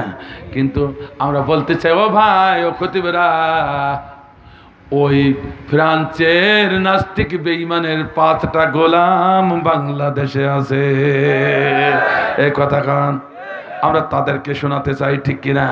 এই কথা বলেন। আমার ভাইজান, আজকে একটুখানি তুমি প্রতিবাদ করতে পারলে না রাজপথে, আর সেদিন আল্লাহ কি করেছে বলবো নাকি? কথা কর না কেন? আমাদের কথা বাদ দিলাম, বাংলাদেশের আলেমদের কথা বাদ দিলাম, নবীর বিরুদ্ধে কথা বলার কারণে আল্লাহ কি করেছে তাকে বলবো। তুমি এত বড় মুত্তাকি ফরেজগার কি করি হইলি, আল্লাহ কি কথা শুনিয়ে মরো, বলবো নাকি ভাই? আমার ভাইজান, আপনারা জানেন আরব ভূখণ্ডের সমস্ত নেতাদের নেতা ওয়ালিদ বিন মুগিরা, কি নাম? ওয়ালিদ বিন মুগিরা সমস্ত নেতাদের নেতা। ওয়ালিদ বিন মুগিরার প্রতিদিনের তৎকালীন আয় ছিল 1,30,00,000 দিরহাম। মক্কা থেকে একবারে তাইফ পর্যন্ত যত দুপাশে ল্যান্ড প্রপার্টি ছিল সব ছিল ওয়ালিদ বিন মুগিরা তৎকালীন। কত ধনাঢ্য ব্যক্তি তিনি, ভালো একজন কাব্যিক, ভালো একজন সাহিত্যিক, ভালো একজন বিজ্ঞ লোক ছিলেন, বিজ্ঞ আলেমী ছিলেন। শুধু তাই না, সেদিন ওয়ালা তাশতারু বিআয়াতি সামানান কলিলা, স্বল্প মূল্যে কোরআনের আয়াত বিক্রি করো না। এই ওয়ালিদ বিন মুগিরা কোরআনের আয়াত তৈরি করে স্বল্প মূল্যে বিক্রি করতো। নাউজুবিল্লাহ বলেন। এই সেই ওয়ালিদ বিন মুগিরা। ওয়ালিদ বিন মুগিরার কাছে আবু জেহেলরা পাঠালো, যাও যে তোমরা মুহাম্মদ সম্পর্কে একটু ধারণা নিয়ে আসো। যেই বলে, ইয়া সাইয়্যিদনা ওয়ালিদ বিন মুগিরা, এতদিন আপনার কাছে আমরা বসতাম, আপনার সাহিত্য চর্চা শুরু হলে আরব ভূখণ্ডের লোকেরা দুপাশে বসে যেত, কিন্তু এই বস্তির ছেলে মুহাম্মদ এখন আবার কি সাহিত্য চর্চা শুরু করেছে। মানুষ তো দূরের কথা, পশু পাখি তার পাশে বসে বসে শোনে। সুবহানাল্লাহ বলেন, সুবহানাল্লাহ জোরে বললেন না? এর সম্পর্কে আপনার ধারণা কি? তখন ওয়ালিদ বিন মুগিরা ঈর্ষান্বিত হয়ে বলে, এই আমার অনুসারীরা, ও তো একটা পাগল। নাউজুবিল্লাহ কর, আর ধরুন নাউজুবিল্লাহ। শুধু কি বলেছে? পাগল। আল্লাহ হৃদয়ে কুদরতে জোশ বেড়ে যায়। আল্লাহ নবীকে পাগল বলার কারণে আল্লাহ সহ্য করতে পারে নাই। এই সর্বনাশ করেছে এমন সময়।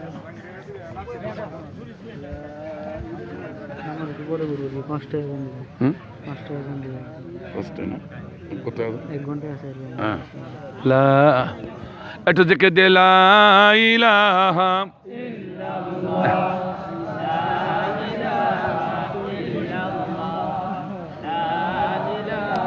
এবার লোক সবাই বসুন, আলোচনা হবে।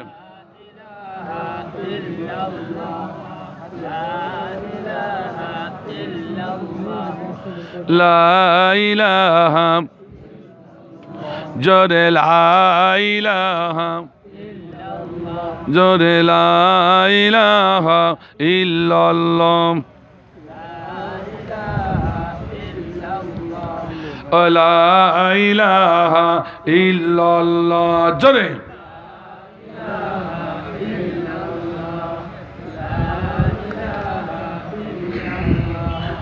লা ইলাহা ইল্লাল্লাহ, লা ইলাহা। ও ভাই, চালাবো না ছেড়ে দেবো? আপনারা যদি না শুনতে চান তো ছেড়ে দেবো। একটা গালি দিয়েছে আল্লাহ ওয়ালিদ বিন মুগিরাকে, সঙ্গে সঙ্গে কোরআনে 12টা গালি দিয়েছে। কয়টা? আল্লাহ যে গালি দিতে পারে শুনিয়ে মারো। আমার ভাইরা, এই গালি শুধু ওয়ালিদ বিন মুগিরা নয়, কিয়ামত পর্যন্ত ওয়ালিদ বিন মুগিরার খালাতো ভাইরা যারা আসবে তাদেরকে আল্লাহ এই গালিগুলো দিয়েছেন, শোনা দরকার কিনা? প্রয়োজন আছে কিনা শোনা? আমার ভাইজান, সরাসরি গালিতে চলে যাচ্ছি, সময় বেশি নাই, সরাসরি গালি। আমার আল্লাহ সঙ্গে সঙ্গে গালি দিলেন, বিসমিল্লাহির রহমানির রহিম।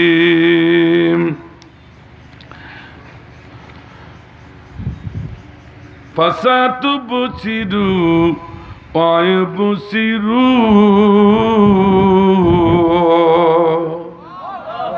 প্রথম গালি কে দিচ্ছেন?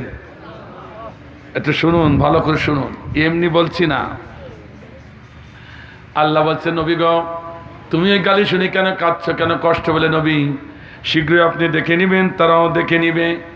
ও নবী, কেঁদো না, কষ্ট পেও না। ওয়ালিদ বিন মুগিরা হলো চির অন্ধ। কে বললেন? আরো ধরে কর। আসলে ওয়ালিদ বিন মুগিরা তো অন্ধ ছিল না, তা আল্লাহকে মিথ্যা কথা বললো? এ কথা কর না কেন? তাহলে নিশ্চয়ই কোনো কারণ আছে, ঠিক কিনা? তাহলে নবী রে, কেন চির অন্ধ বললাম? ও নবী, ওরাই তো তোমাকে 9 কান সার্টিফিকেট দিয়েছে। ওই আবু জেহেল, উতবা, সাইবা, মুগিরারা আল্লাহর নবীকে 9 কান সার্টিফিকেট দিয়েছিলেন। যেমন আলামিন একটা সার্টিফিকেট, আমানাদার একটা সার্টিফিকেট, শ্রেষ্ঠ বিচারক একটা সার্টিফিকেট, শ্রেষ্ঠ সাহিত্যিক একটা সার্টিফিকেট, শ্রেষ্ঠ মানুষ একটা সার্টিফিকেট, এইভাবে 9 কান সার্টিফিকেট দিয়েছিল তৎকালীন জমানায় আরববাসীরা, ওই আবু জেহেলরা, ওই উতবা, সাইবা, মুগিরা আল্লাহ নবীকে। এ কথা কন, কথা কন। নবী তারা তো সবই জানে, তাদের সম্মুখে মানুষ হয়েছে, তারা সবই দেখেছে, দেখি দেখি সার্টিফিকেট গুলো দিয়েছে। এই দেখার পরও না দেখার ভান করে যখন তোমাকে পাগল বলে গালি দিল, ও চির অন্ধ ছাড়া আর কিছু হতে পারে না। এবার আমার ভাইজান, এই ওয়ালিদ বিন মুগিরার খালাতো ভাইরা বাংলাদেশে আছে? আসতে বললেন না কেন? একটু দেখাই দিলে রাগ হবে না তো? আমার ভাইজান, ওয়ালিদ বিন মুগিরার খালাতো ভাইরাও বাংলাদেশে আছে। বলে, হুজুর সে কই তো দেখলাম না। এতে এইবার আজকে দেখি যান, ভালো করে শুনি যান, বুঝে যান। ভাইরা আমার, এমন কোনো বাড়ি ছিল না যে বাড়ি আওয়ামী লীগ হোক, বিএনপি হোক, জাতীয় পার্টি হোক, জামাত ইসলাম হোক, তাবলিগ জামাত হোক, যে বাড়িতে কোরআনের পাখি ক্যাসেটে বাজতো না। এই কথা কন না কেন? এই কথা বলেন না কেন? আমার ভাইজান, সর্বদল তার কথা শুনে ছুটি যেত, তার কোরআনের কথা শোনার জন্য, ঠিক কিনা? বুড়োটাও যেত, বুড়িটাও যেত, কথা কন না কেন? শত শত মাইল ছুটে যেত, ওই কথা কন না কেন? আমার ভাইজান, শুধু তাই নয়, সেদিন আমি ছাত্র ছিলাম, আমার বাস্তব, সেদিন আমি ছাত্র ছিলাম মনিরামপুর পাইলট হাই স্কুলের ময়দানে। বিশ্বনন্দিত কোরআনের পাখি আসবে তাফসির করতে, দিনের বেলায় একেবারে একাকার হয়ে গেল লোকে লোকে। হঠাৎ করে প্রশাসন এসে একেবারে স্টেজ ভেঙে দিল। স্টেজ ভেঙে দিলে জনগণ বলল, স্কুল ময়দানে দখল করতে দিবে না, আমরা ঢেলাবনে করব। ঢেলাবন বলছেন, চাষ, যে জমি চাষ করেছে ওখানে করব। সেখানে যে করলো প্রখর রৌদ্র, খাকা রৌদ্র, জনগণ সব ঢালাবনে দাঁড়িয়ে গেছে রৌদ্রের ভিতরে। আর কিছু মানুষ রাস্তার পরে গাছের ছায়া দাঁড়িয়ে গেছে। হঠাৎ করে তাকিয়ে দেখি একজন মুরব্বী, বয়সের পরে মাথাটা কুজু হয়ে গেছে, লাঠিটা ভর করে একটা প্রকার রৌদ্র রাস্তার পরে দাঁড়িয়ে আছে। তার সাদা দাড়ি মুবারক ঘামের পানি বেয়ে বেয়ে টপকে টপকে পড়ছে জমিনে, সমস্ত জামা কাপড়গুলো ভিজে গেছে। মুরব্বীকে দেখে আমার একটু মায়া লাগলো। আমি মুরব্বীর পাশে থেকে বললাম, ও মুরব্বী, ওই যে ছায়া দেখা যায় গাছের ছায়া, অনেকে দাঁড়িয়ে আছে, আপনি চাইলে আপনাকে টেনে নিয়ে গাছে ছায়া দিই। এই কথা যেই বলেছে, হাউ হাউ করে কেঁদে উঠলো, ছোট বাচ্চার মতো কেঁদে উঠে বলছে, বাবা, আমি কাছে ছায়া যেতে চাই না, আমি গরিব মানুষ, আমার ছেলেরা, আমার মেয়েরা সবাই চলে এসেছে, আমাকে আসতে দিল না। আমি মানুষের ভিড়ে পড়ে মারা যাবো কিনা, আমি তো মুরব্বী মানুষ, লাঠি ছাড়া চলতে পারি না। তাই তোরা যখন চলে আসলো মনে মনে ভাবলাম আল্লাহ বিশ্ব নন্দিত আলেম কোরআনের পাখি আসতেছে, এই তো হয়তো আমার শেষ জীবন, শেষ দেখা হতে পারে। একবার যদি ওই বিশ্ব নন্দিত আলেমের চেহারাটা দেখতে পেতাম আমার হৃদয়টা তৃপ্তিতে ভরে যেত। এ বাবা, তাই তোরা যখন চলে এসেছে, এখান থেকে 5 কিলো দূরে আমার বাড়ি, সব যখন চলে আসলো আমি লাঠি বল দিয়ে টুক টুক টুক টুক করতে করতে আমি মাহফিল পর্যন্ত পৌঁছে গেছি। তুমি তো গাছের ছায় দাঁড়াতে বলছো, গাছের ছায় যদি দাঁড়ায় জনগণের ভিড়ে বিশ্ব নন্দিত আলেমের চেহারা দেখতে পাবো না, তাই ফাঁকা জায়গায় রোদ্রে দাঁড়িয়েছি। রোদ্রের তাপে আবার চামড়া পড়ে যাচ্ছি, ঘাম শুকিয়ে গেল বের হয়ে, তাতে কোনো দুঃখ নাই। এই ফাঁকা জায়গায় দাঁড়িয়ে আমার নায়েবে রাসূলকে যদি একবার চোখের দেখা দেখতে পারে, সমস্ত কষ্ট আমার মুহূর্তের ভিতরে মিলানো হয়ে যাবে। আমার ভাইজান, আমাদের ভিতরে তিনি মানুষ 50 বছর দাওয়াতি কাজ করেছে, কোন অভিযোগ আমরা তার পাই নাই। কিন্তু যেই না আল্লাহ জমিনে আল্লাহ দিন কায়েমের কথা বলেছে, অমনি ওদের কাছে শত্রু। এ কথা কন না কেন, কথা কন না কেন? যার কোনো অভিযোগ নাই, যে কোনো নোংরামি করে নাই, মিথ্যা অভিযোগ যে বা যারা তার গালে চাপিয়ে দিয়ে তাকে জেলে আটকায়ে মারতে চায়, ওরা সবগুলো হচ্ছে ওয়ালিদ বিন মুগিরার খালাতো ভাই।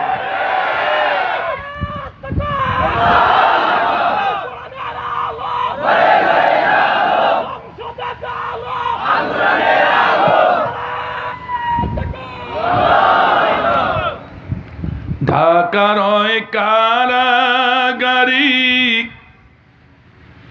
বন্দি হইয়ারি কান্দে কোরআনের পাখি জেলখানায় বইয়ারে কান্দে কোরআনের পাখি অন্ধকারে বইয়ারে। মিথ্যায় অপবাদ দিয়া তোরা ধৈরা নীলি জেলে, সারা বিশ্ব অবাক হলো এবার কাণ্ড দেখে। জেলে দিয়া কোরআনের পাখির পোশাক নিলা কেন খুইলা রে কান্দে কোরআনের পাখি জেলখানায় বইয়ারে কান্দে কোরআনের পাখি অন্ধকারে বইয়ারে। ঠিক না? তাহলে ইরা হলো চির অন্ধ, এদেরকে গালি দিলেন কে? আরে ধরে বলো। 2 নম্বর, বিআইকুমুল মাফতুন। 2 নম্বর গালি, কে তোমাদের মধ্যে বিকারগ্রস্ত, অর্থাৎ কে পাগল? ও বন্ধু তুমি পাগল না, বরং ওয়ালিদ বিন মুগিরাই পাগল। মা সাহিবুকুম বিমাজনুন। আল্লাহু আকবার। এ ওয়ালিদ বিন মুগিরা, এ আবু জেহেল উতবা সাহেবা, তোমাদের সাথে আমার বন্ধু পাগল না।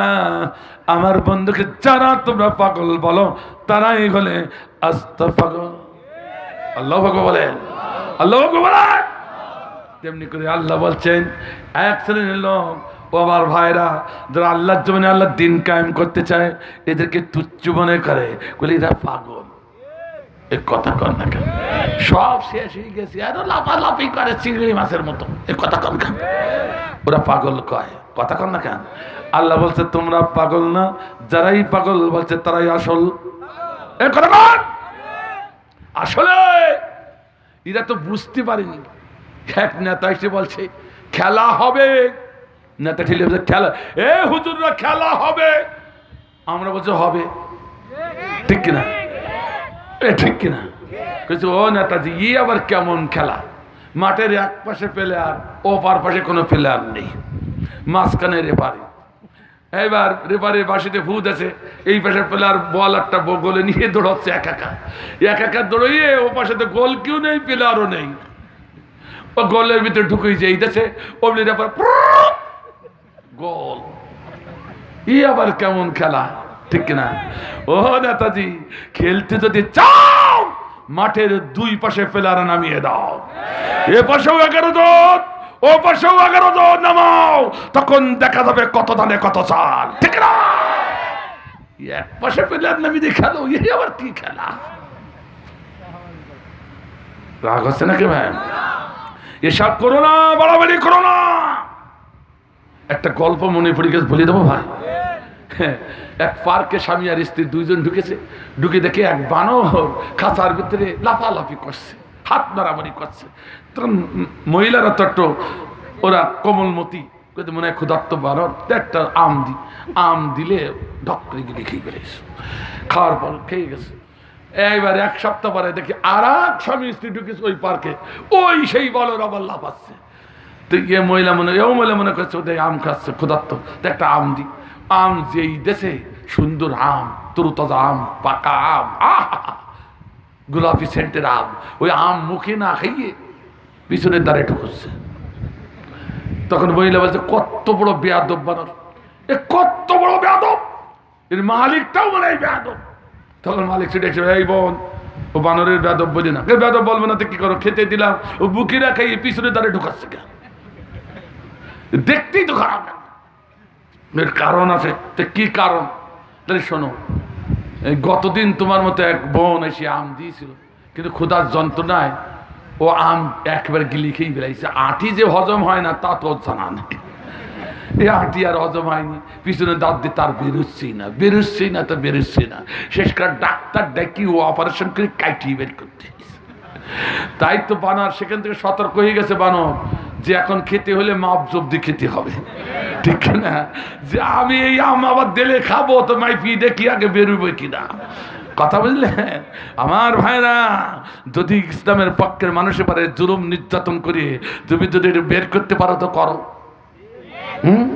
যদি বের করতে পারো তো খাও, করো না বলে কাইটি বের করা লাগবে। যা কিছু করবো মাইপি জুপি করো। একটু খারাপ লাগলো নাকি ভাই? আমার ভাইরা এবার 3 নম্বর 4 নম্বর গালি, ইন্না রাব্বাকা হুয়া আ'লামু বিমান দাল্লা আন সাবিলিহি ওয়া হুয়া আ'লামু বিল মুহতাদিন।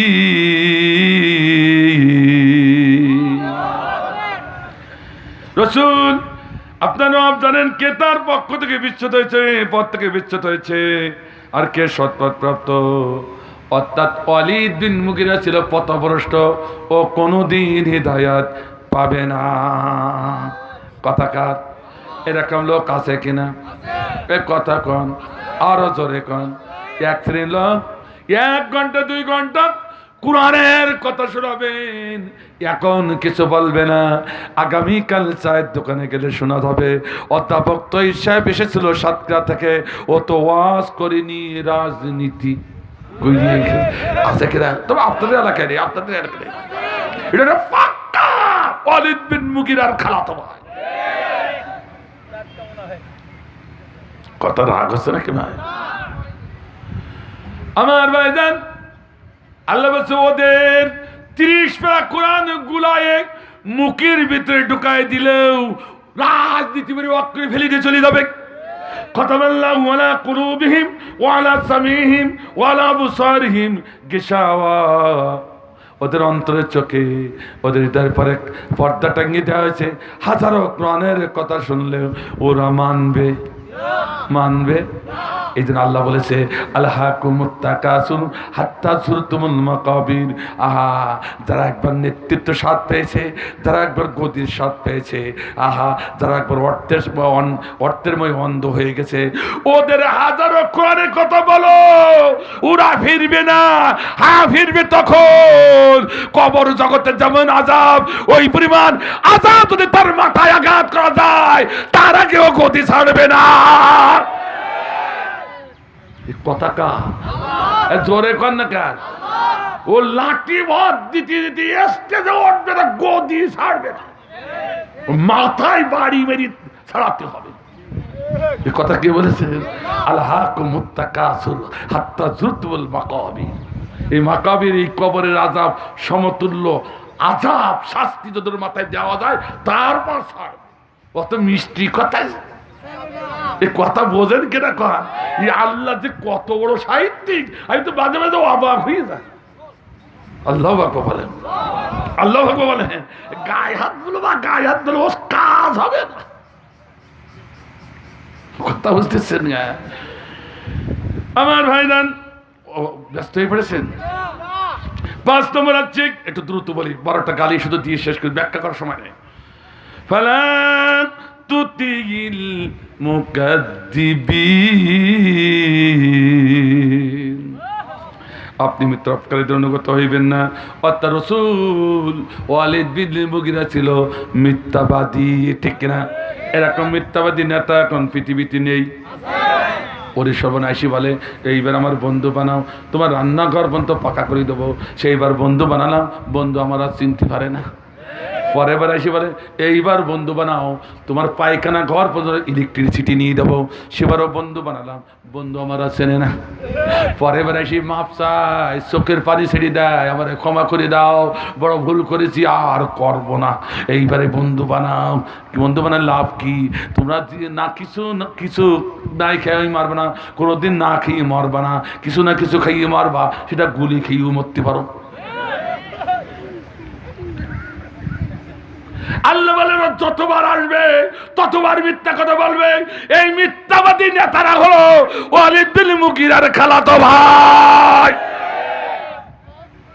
আমি বলছি না, আল্লাহ বলছে। গালি কে দিচ্ছে?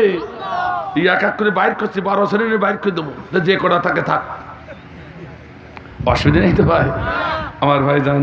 এবার হচ্ছে 6 নম্বর, বিসমিল্লাহির রহমানির রহিম। লাউ তুদহিনু ফায়দুহিনুন,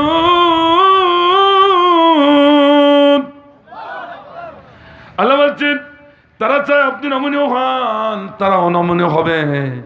হে রাসূল, ওয়ালিদ বিন মুগীরা হলো সুবিধাবাদ জিন্দাবাদ। এরা কোনো বাংলাদেশে নেই। যে খতিবগুলো ওদের চাপে পড়ে মিষ্টি মিষ্টি ওয়াজ করলো, ওরাও সুবিধাবাদ। কথা কন না কেন? এবার ধরা কার সঙ্গে চুকাই শিখেছে না? যে খতিবগুলো কোরআনের হক কথা মসজিদ কমিটির ভাই বলে না, ওরাও হলো সুবিধাবাদ জিন্দাবাদ। আর যে মুসলমান গুলো ওদের চাপে পড়ে যেদিকে বৃষ্টি হয় সেদিকে ছাতা ধরে, কথা কন, ওরাও সুবিধাবাদ জিন্দাবাদ। আর এক শ্রেণীর মুসলমান দেখলাম রাজপথে গুলি খায়, জেলখানায় যায়, গুম হয়ে যায়, বিরাস পায়রা যায়, হাসির মঞ্চ, আহা ফাঁসির মঞ্চ হেসে মেনে নেয়। এরাই হলো মুমিন, ঠিক কিনা ভাই? কথাকে কিছু বোঝা যায়? আর এই যেগুলো সব হলো সুবিধাবাদ জিন্দাবাদ, ওয়ালিদ বিন মুগীরার খালাদাবাদ। ইসলাম কায়েম কত সহজ হবে একটু শুনিয়ে মারেন আমার ভাইজান। এরপরের নম্বর গালি আল্লাহ রাব্বুল আলামিন, 7 নম্বর গালি আল্লাহ সালা তুতিকুল্লা হাল্লাফিম মাহিন। আল্লাহু আকবার বলেন। হে, যে অধিক শপথ করে আপনি তার আনুগত্য করবেন না, সে লাঞ্ছিত। আমাদের সমাজে কিছু নেতা কথায় কথায় শপথ, এগুলো অধিক শপথকারী, সে লাঞ্ছিত। এরা ওয়ালিদ বিন মুগীরার খালাতো ভাই আছে কি দেখা এই কথা কন না কেন? যারা প্রকৃত কাজ করে তারা এত শপথ আল্লাহ কম বোঝে নাকি? এবার হচ্ছে 8 নম্বর এবং 9 নম্বর হাম্মাজিম মাশাইইম বিনামিম, সে পশ্চাতে নিন্দা করে, একের কথা অপরের কাছে লাগিয়ে দেয়। নিন্দুক চকলখোর, ওয়ালিদ বিন মুগিরা ছিলেন নিন্দুক চকলখোর। আমাদের ভিতরে এরকম কিছু আছে কিনা? একসঙ্গে কোরআনের মাহফিলে বসে আহা নামাজও পড়ি, রোজাও রাখি, হজও করি, আল্লাহ আল্লাহ করি, কোরআনের মাহফিলে শুনি, আবার এখান থেকে উঠে দিয়ে ওদের সঙ্গে লাগালাগি করি। তো এর ভিতরে নেই, নাও থাকতে পারে আপনাদের এলাকায়। এরা হলো চকলখোর, নিন্দুক, ওয়ালিদ বিন মুগিরার খালাতো ভাই। ইবাদত করি কি হবে? ঠিক না আমার ভাইজান?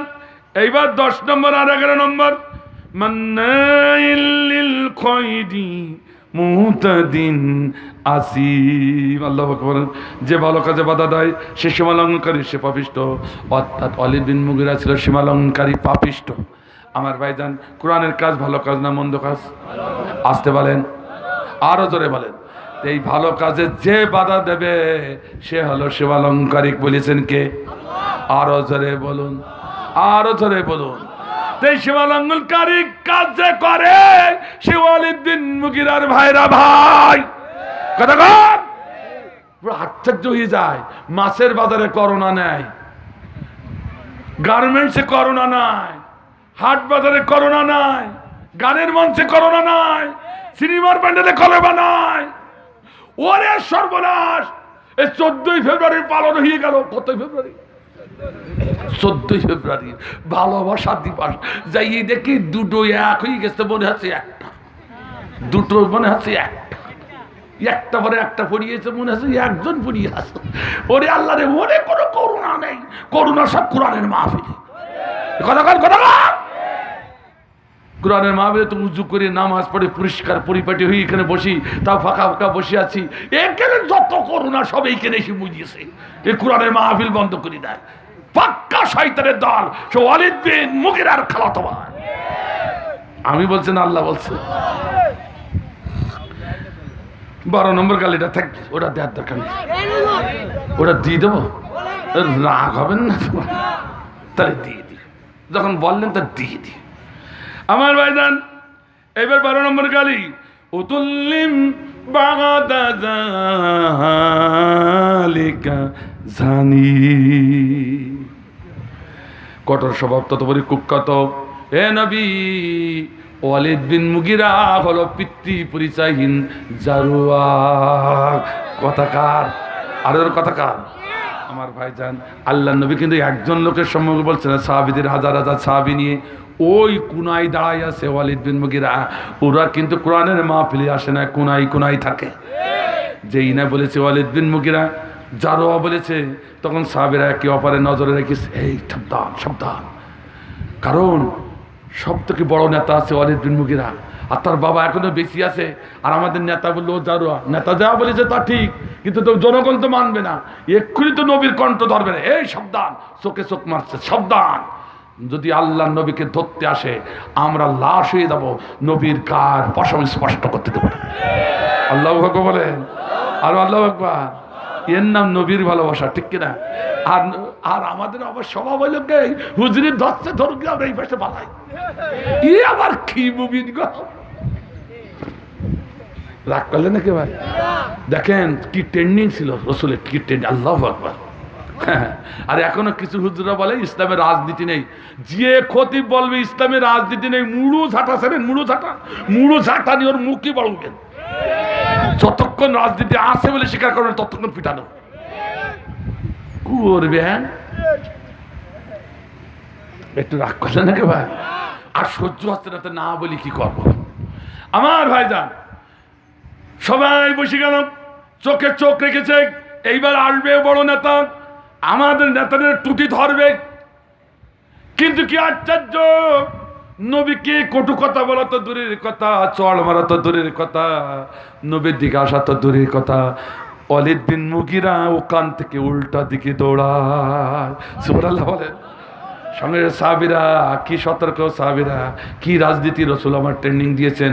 সাহাবীরা সঙ্গে সঙ্গে বললো, আবু বকর ওমর বললো, এই কি আসিস, তাড়াতাড়ি 3-4 জন দৌড়া, বেশি না 3-4 জন, নিরাপদ ডিস্টেন্সে দৌড়া। মনে হতে পারে ওয়ালিদ বিন মুগিরা লাঠিয়াল বাহিনী নিয়ে এসে অ্যাটাক করবে, এও তো হতে পারে। যা নিরাপদ ডিস্টেন্সে মেসেজ নে, যদি লাঠিয়াল বাহিনী আনতে চায় আমাদের মেসেজ দিবি, আমরাও প্রস্তুত হয়ে যাব। সুবহানাল্লাহ বলেন, সুবহানাল্লাহ বলেন। কি ট্রেনিং আল্লাহ নবীর ছিল, আল্লাহ বলেন। বড় আক্কা ভাইলে হুজুর খাইয়ে শেষ করে দিলি। আমার ভাইজান দৌড়াতে দৌড়াতে ওয়ালিদ বিন মুগিরা মায়ের সম্মুখে হাজির। মা মা বলে ডাকে, মা বেরিয়ে আসলো। মা বলছে, ওয়ালিদ রে, ওয়ালিদ বিন মুগিরা রে, তোর চোখে পানি, ব্যাপারটা কি? হ্যাঁ কি হয়েছে বল বল। ও মা, ওই বস্তির ছেলে মোহাম্মদ, ওই আব্দুল্লাহ ছেলে মোহাম্মদ আমারে 12টা গালি দিয়েছে। 11 নম্বর গালি পর্যন্ত আমি বসে বসে মিলালাম, চুল পরিমাণ মিথ্যা কথা মোহাম্মদ বলে নাই। সুবহানাল্লাহ, সুবহানাল্লাহ বলে, সুবহানাল্লাহ। 11 নম্বর গালি পর্যন্ত চুল পরিমাণ মিথ্যা কথা বলি নাই, কিন্তু 12 নম্বর গালি আমি মানতে পারিনি।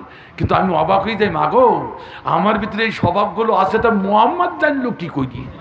আল্লাহু আকবার বলেন, আল্লাহু আকবার বলেন। ও ভাইরা শুনে যান, কোরআন জীবন্ত কোরআন, এর বিপক্ষে মরিও না, মরি চাও তো আগুনে জ্বলে চাও, ঠিক না? বলছি জানলো কি করি? তোমার 12 নম্বর গালি মানতে পারেনি।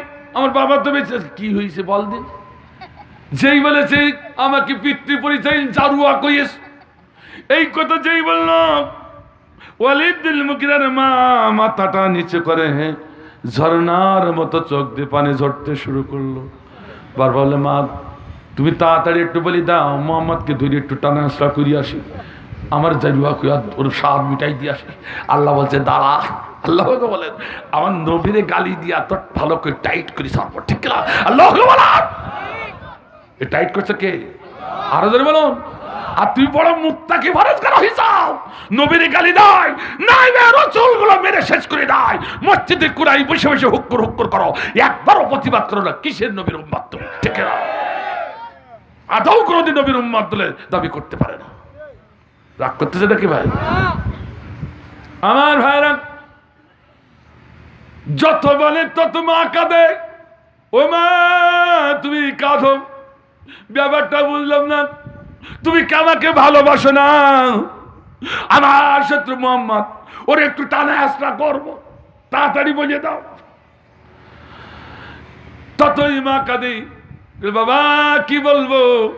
একটু আগেতে তুমি বললে যে 11 নম্বর গালি পর্যন্ত ওই আব্দুল্লাহর পোলা মোহাম্মদ একটি চুল পরিমাণ মিথ্যা কথা বলে নাই। ও বাবা, এটা যদি তুমি সত্য বলে থাকো তাহলে আরেকখান সত্য কথা শোনো, 12 নম্বর গালিতেও মোহাম্মদ চুল পরিমাণ মিথ্যা কথা বলে না। আল্লাহু আকবার।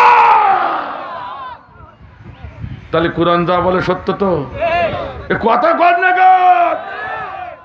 তাহলে একটুখানি ব্যাখ্যা করিয়ে দেবো, বাস্তবটা করিয়ে দেবো। এই পর্যন্ত হুজুররা থেমে যায়, বাস্তবটা বলতে চায় না, মায়ের খারাপ হয়, তাই বলি কি আমি বন্ধ করে দেবো নাকি ভাই? আমার ভাইজান আলেমরা রয়েছেন, এই অবৈধ সন্তান 2 প্রকার, একটা হচ্ছে হাকিকাতান আর একটা হচ্ছে হুকমাতান। হাকিকাতান ছিল ওয়ালিদ বিন মুগিরা, রক্তের সম্পর্ক অবৈধ সন্তান। আর আবু জেহেল, উতবা সাহেবারা ছিল, এরা হচ্ছে হুকমাতান, অবৈধ সন্তান। কোরআনের সাথে রাসূলের সাথে বিরোধিতা করার কারণে এরা অবৈধ সন্তান, ঠিক কিনা?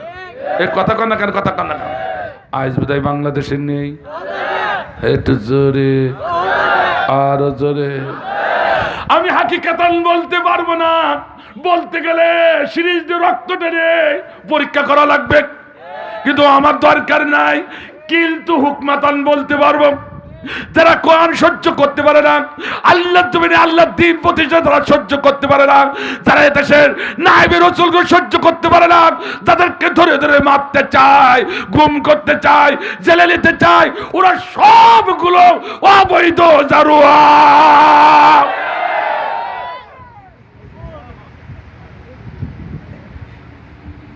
আমার পরে রাগ করেন না ভাই, মামলা যদি দিতে হয় কোরআনের পরে দিন, আমার পরে দিন না। কোরআন যেভাবে বলেছে আমি সেভাবে বললাম। অসুবিধা হয়েছে? অসুবিধা হয়েছে? আমার ভাইরা একটুখানি বলার দরকার না, ব্যস্ত হয়ে পড়েছেন, বলে দেবো নাকি? আমাদের হয়ে গেছে সব আন্দাজি মুসলমান, কার কি বলবো, এই ওয়াজ করে লাভ হচ্ছে না, এই কিছু কিছু আবেগে ধরে রাখছি, সব আন্দাজি মুসলমান। রাগ করছে নাকি? এক দেশে ছিল এক আন্দাজি বাদশা। বাদশা উজিরকে বলছে, উজির, জি আলমপাড়া, আচ্ছা বলো তো দেখি দেশের লোক আমাকে কেমন ভাবে? উজির বলছে, হুজুর ভয়ে বলবো না নির্ভয়ে বলবো? নির্ভয়ে বলো। হুজুর, দেশের লোক আপনাকে আন্দাজি বাদশা বলে জানে। আচ্ছা, বাদশা যতই দুর্বল হোক, সামনাসামনি মুখের পারে কষি দিলি একে সহ্য করে কেন? এই উজির, যত বড় মুখ না তত বড় কথা, নেমক খেয়ে নেমক হারামি। যা, আগামীকাল সূর্য অস্তের পূর্বে এর দলিল দস্তার প্রমাণ যদি না দিতে পারিস, এক কোপে দ্বিখণ্ড। এইবার উজির এর দ্বারে ওর দ্বারে ঘরে, ওরে বাবা, ও বাদশার সম্মুখে আমরা কেউ সাক্ষী দিতে যাবো না, ওটা আন্দাজি, যা বলে তা করি স্যার। তখন উজির খুব কষ্ট নিয়ে যে যাই একটু স্ত্রীর চেহারাটা দেখে আসি, ছেলে মেয়ের চেহারাটা দেখে আসি, বাড়িতে আসি, হাজির। স্ত্রী ডেকে বলে, স্বামী, বিশাল মন দেখছি, আজকে বড় ক্লান্ত, চলুন তাড়াতাড়ি খেয়ে নি। উজির বলছে, স্ত্রী গো, তুমি খেয়ে নাও, আমার কোনো ক্ষুধা নাই। একবার, দুইবার, তিনবারই একই কথা, আমার ক্ষুধা নেই, খেয়ে নাও। সঙ্গে সঙ্গে স্ত্রী কেঁদে উঠলো হাউ হাউ করে, ও স্বামী, আমারে মারুম করেন না। স্বামী আবার চিন্তা করলো, আমি আর মারুম করলাম কি, তা তো খেতে নিতে বললাম। স্ত্রী ব্যাখ্যা করে বলছে, স্বামী গো, তোমার সুখ স্বাচ্ছন্দ্যে আনন্দের সময় আমি স্ত্রী তোমার সাথে সময় শেয়ার করেছি, কিন্তু আজকে তোমার চেহারা দেখে বুঝেছি তুমি বড় বিপদে মুসিবতে আছো। আজকে যদি বিপদে মুসিবতে যদি সময় শেয়ার না করতে পারি, আল্লাহর কাছে আমাকে আসামি হওয়া লাগবে। আল্লাহ বলেন, দেখেন স্ত্রীদের সেন্টিমেন্ট। আর আমাদের স্ত্রী শুধু কয় দাও দাও, একবারও কয় না নেও। কিছু কিছু স্ত্রী এমন আছে, দিতে পারবে না তো বিয়ে করলে কেন? তবে আপনাদের এলাকার মহিলাগুলো খুব ভালো।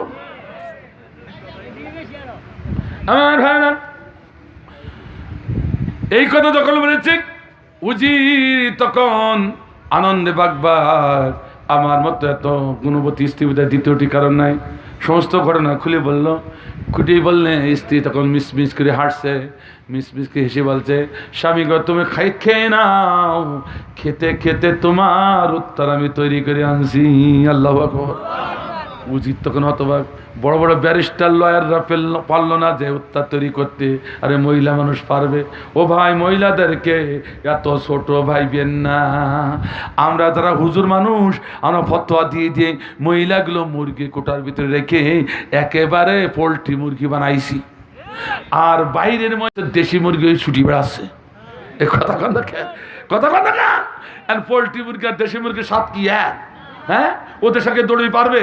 ও তো বাইরে ছোটা অভ্যাস, ঠিক কিনা? এর পোল্ট্রি মুরগি টেনিয়ে নিয়ে যখন শরীরে আসছে, ঠপ করে বসে পড়ছে। তার মানে এদের সাথে তো আর কি আর পারছে না। এই জন্য মহিলাদেরকে ফতোয়া দিয়ে বাড়ির কোনায় রাখা যাবে না, ওদেরকেও দাওয়াতি কাজ দিতে হবে। এই মহিলাদের দাওয়াতি কাজ করে ওরা মোকাবেলা করবে, ঠিক কিনা? কথা বলছে, ওয়াল মুমিনিনা ওয়াল মুমিনাত, দাওয়াতি কাজ শুধু পুরুষরা করবে না, মহিলারাও করবে। আপনারা এই এলাকায় আমি দেখেছি, গোটা বাংলাদেশে দেখছি, মহিলারা বেশি হচ্ছে কোরআনের মাহফিলে, কিন্তু আপনাদের এলাকায় মহিলাদের ব্যবস্থা করেন না কেন? কি জানি, প্রয়োজন আছে, এদের প্রয়োজন আছে। আপনারা মহিলাদের ব্যবস্থা করবেন, আলাদা ব্যবস্থা করবেন তাদের। হ্যাঁ, করতে হবে, সম পরিমাণ করতে হবে, অবহেলা করা যাবে না। যে সময়, তার প্রমাণ দেখেন, যে সময় মেহেরপুর আপনারা দেখেছেন ইন্টারনেটে দেখেছেন, পত্রপত্রিকায় দেখেছেন, যে সময় বিশ্বনন্দিত আলেমকে ফাঁসির হুকুম দিয়ে দিল, আহা পুরুষরা, মেহেরপুরের পুরুষরা রাজপথে যেতে ভয় পাচ্ছিল, সেই সময় মেহেরপুরের মহিলারা জাটা নিয়ে রাজপথে আল্লামা দেলাওয়ার হোসেন সাঈদীর পক্ষে মিছিল করেছে। আচ্ছা, মহিলারা অবজ্ঞা করলে চলবে না, ঠিক কিনা? তো কি করেছে, খেতে খেতে ও ঋষিবাড়ি, যে মহিলা ঋষিবাড়ি যে এক জুতো তৈরি করেছে, জুতো তৈরি করে এবার স্বামীর হাতে দিয়ে বলে, যাও বাদশাহ নামদার যে মসজিদে নামাজ পড়বে সেই মসজিদে আসরে নামাজ পড়ো। ঠিক স্ত্রীর শিক্ষা অনুযায়ী চলে আসছে স্বামী, আসে আসরে নামাজ পড়ে এবার সালাম যে ফিরাইছে, মসজিদে বাস ড্রাইভারের জুতা টেনে কাঁদছে। সাধারণ এক মুসল্লি বেরিয়ে দিয়ে দেখে উজিরের বুকে 60 হাত লম্বা জুতা। কত হাত? 60 হাত লম্বা। ও দেখে চোখ চড়ক গাছে, আল্লাহ আমি 3.5 হাত বডি, আমার জুতো 4 আঙ্গুল উঁচু, আর 60 হাত লম্বা জুতা সে বডিটা কত বড়, ঠিক না? ও দৌড়িয়ে বাদশার কাছে গেছে, বলছে হুজুর তা কি 60 হাত? কি বললে? 60 হাত। আরে মিয়া কি বললে? 60 হাত। শুধু কয় 60 হাত, 60 হাত। ও হুজুর উজিরের বুকে 60 হাত লম্বা জুতা। বললে কি রে? হ্যাঁ। অমনি বাদশাহ দৌড় মেরে এসে দেখে উজিরের বুকে 60 হাত লম্বা জুতা। এই উজির, এই জুতা কার? হ্যাঁ রে হুজুর, একটুখানি জন্য আরো বহে গেলাম।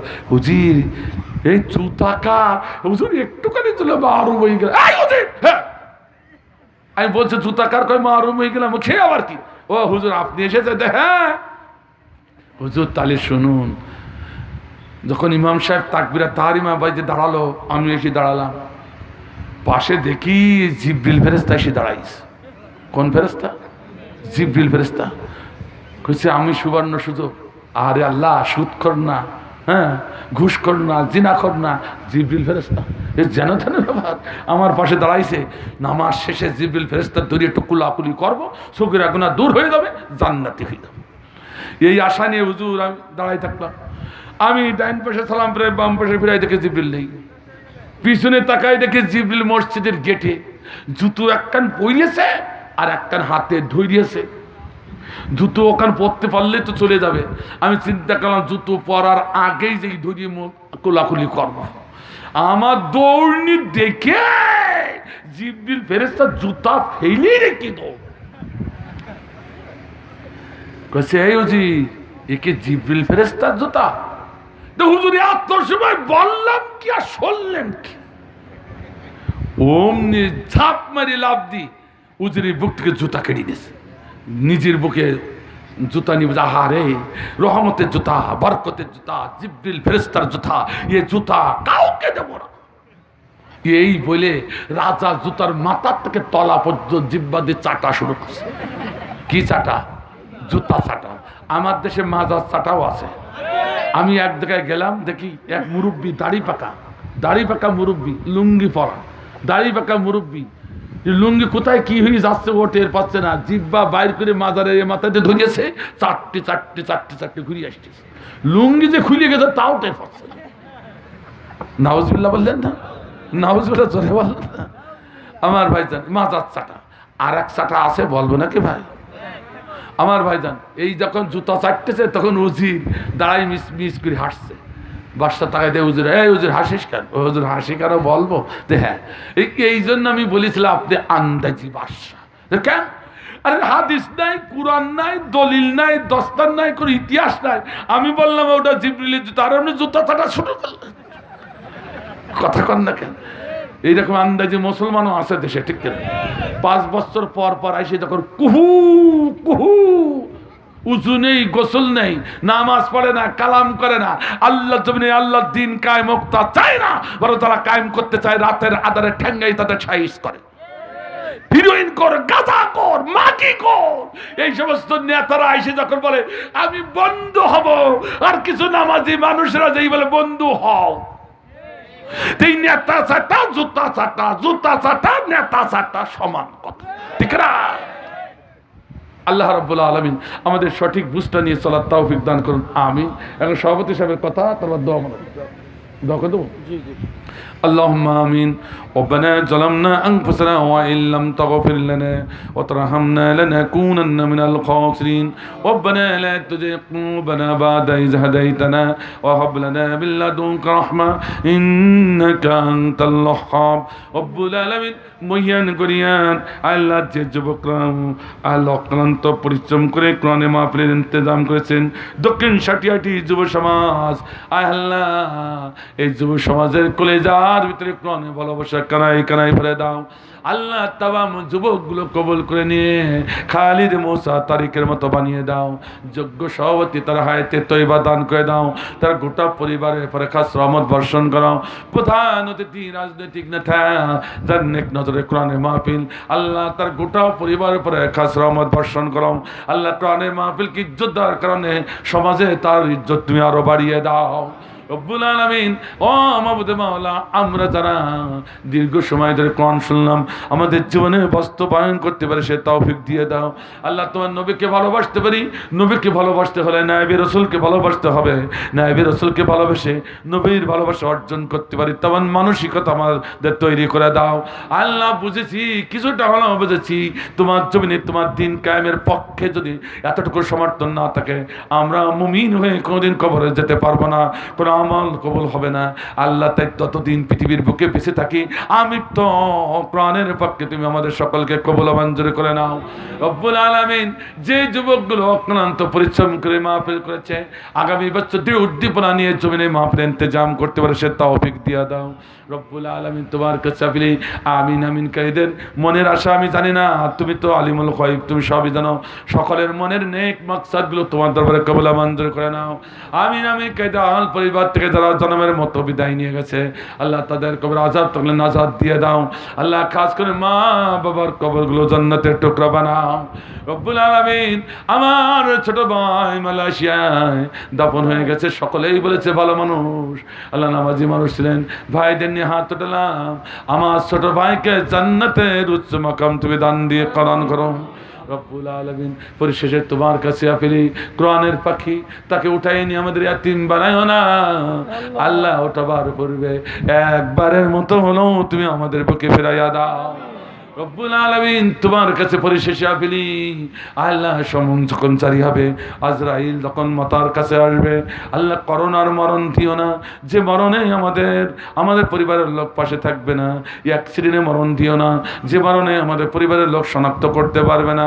মরণ যদি দিতে হয় 5 ওয়াক্ত নামাজ তাহাজ্জুদ গুজারে যখন সিজদায় পড়ে থাকবো ওই সময় আমাদের মরণটা দিয়া দিও। তাকাব্বাল মিন্না ইন্নাকা আনতাস السميع العليم وتب علينا يا مولانا إنك أنت التواب الرحيم.